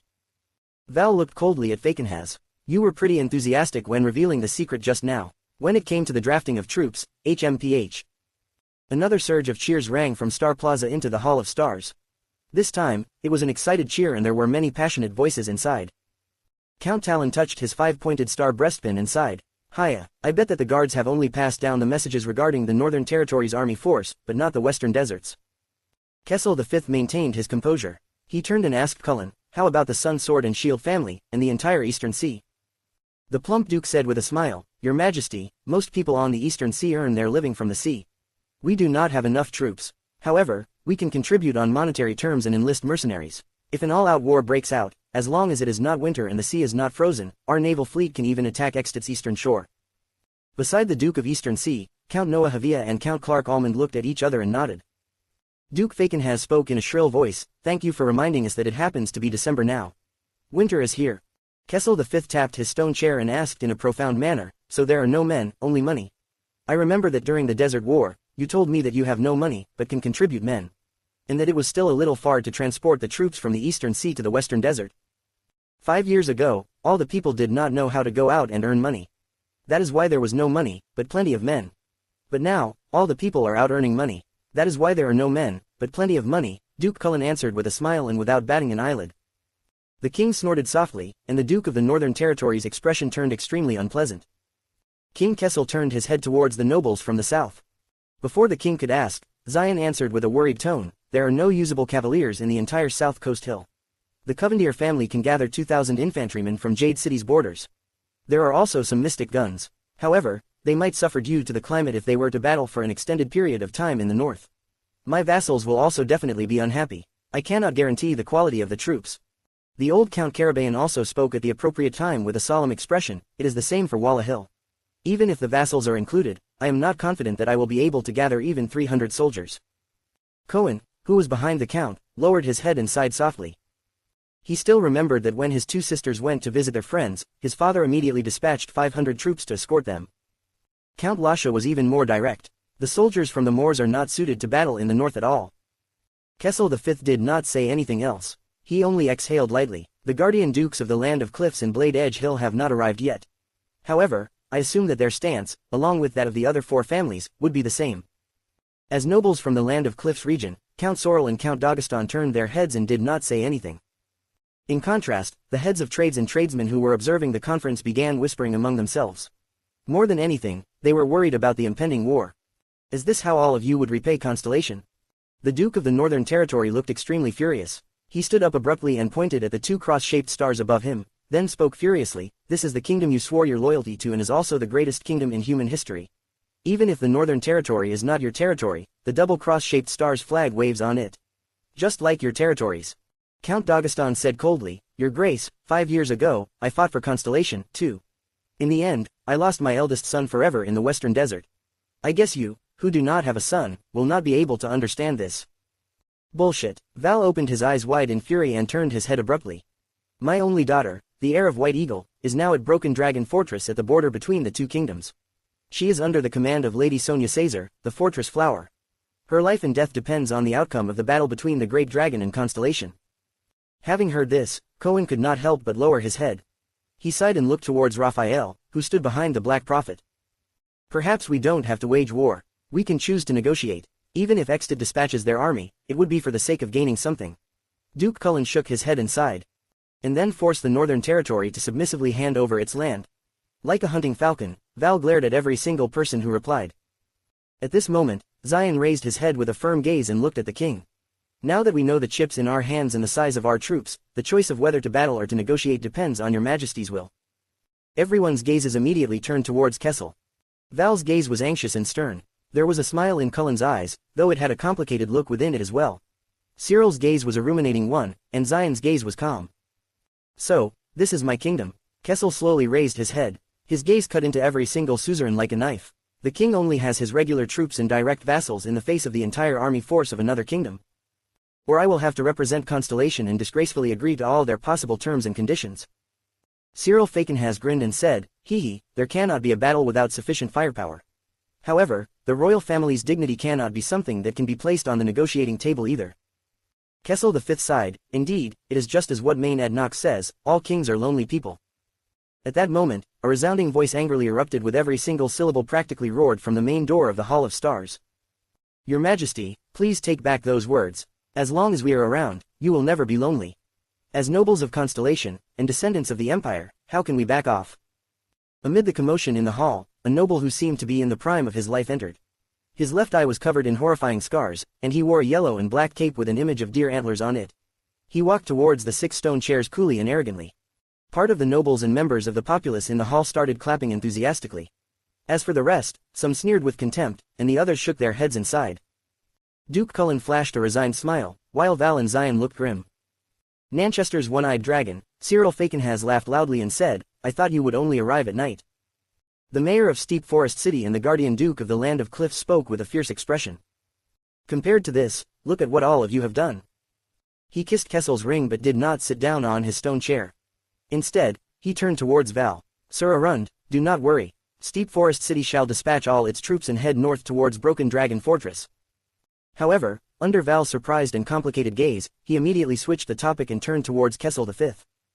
In the face of this war that will affect the whole nation, as long as you can set your followers' minds at ease, I cannot think of any reason to back down. Almost all the nobles in the hall furrowed their brows. Set his followers' minds at ease. Kessel V slowly said, Koshter, what do you mean? Your Majesty, do you still not understand? Koshter asked sternly, there is an impending all-out war, but the nobles are terrified and confused. They are making all sorts of excuses. Under this situation, to endure the torment of deciding whether to battle or to negotiate all alone, as our king. This is unfair to you, but why do you think this is happening? Koshter shut his single eye tightly and took a deep breath. He then firmly said, Iron Fist King, your Majesty. The suzerains and the nobles do not dare to follow you. All of Constellation is laden with fear. That tragedy was over 12 years ago, and the late king's remains are already buried. However, we still do not know what you are thinking. We do not know what sort of king we are following. All the nobles went completely silent in an instant. Gilbert and Gines furrowed their brows at the same time. Kessel tightened his grip on his scepter slightly and stared at Koshter with a complicated expression. However, Koshter continued speaking without backing down, we are all afraid of you. Nobody knows what a solitary king who acts without hesitation, who is the only person left in the Jadestar family, would do. Moreover, this is a war we are talking about. Koshter turned, the sharp gaze of his single eye swept past every single suzerain. He enunciated every single one of his words clearly, Your Majesty. The blood is gone, but Constellation still remains. Why do you have to endure the suspicion and envy of nobles, even when it comes to such an obvious choice of whether to go to war? Kessel V's gaze became increasingly dark and cold. On the other hand, the 4 dukes simultaneously avoided his gaze. Koshter pointed at the 2 cross-shaped stars on the ceiling and spoke loudly, Your Majesty, for the benefit of Constellation and for the dignity of the Jadestar royal family, we cannot be hesitant when it comes to this crisis. That is why, Your Majesty, please share the burden of Constellation with us.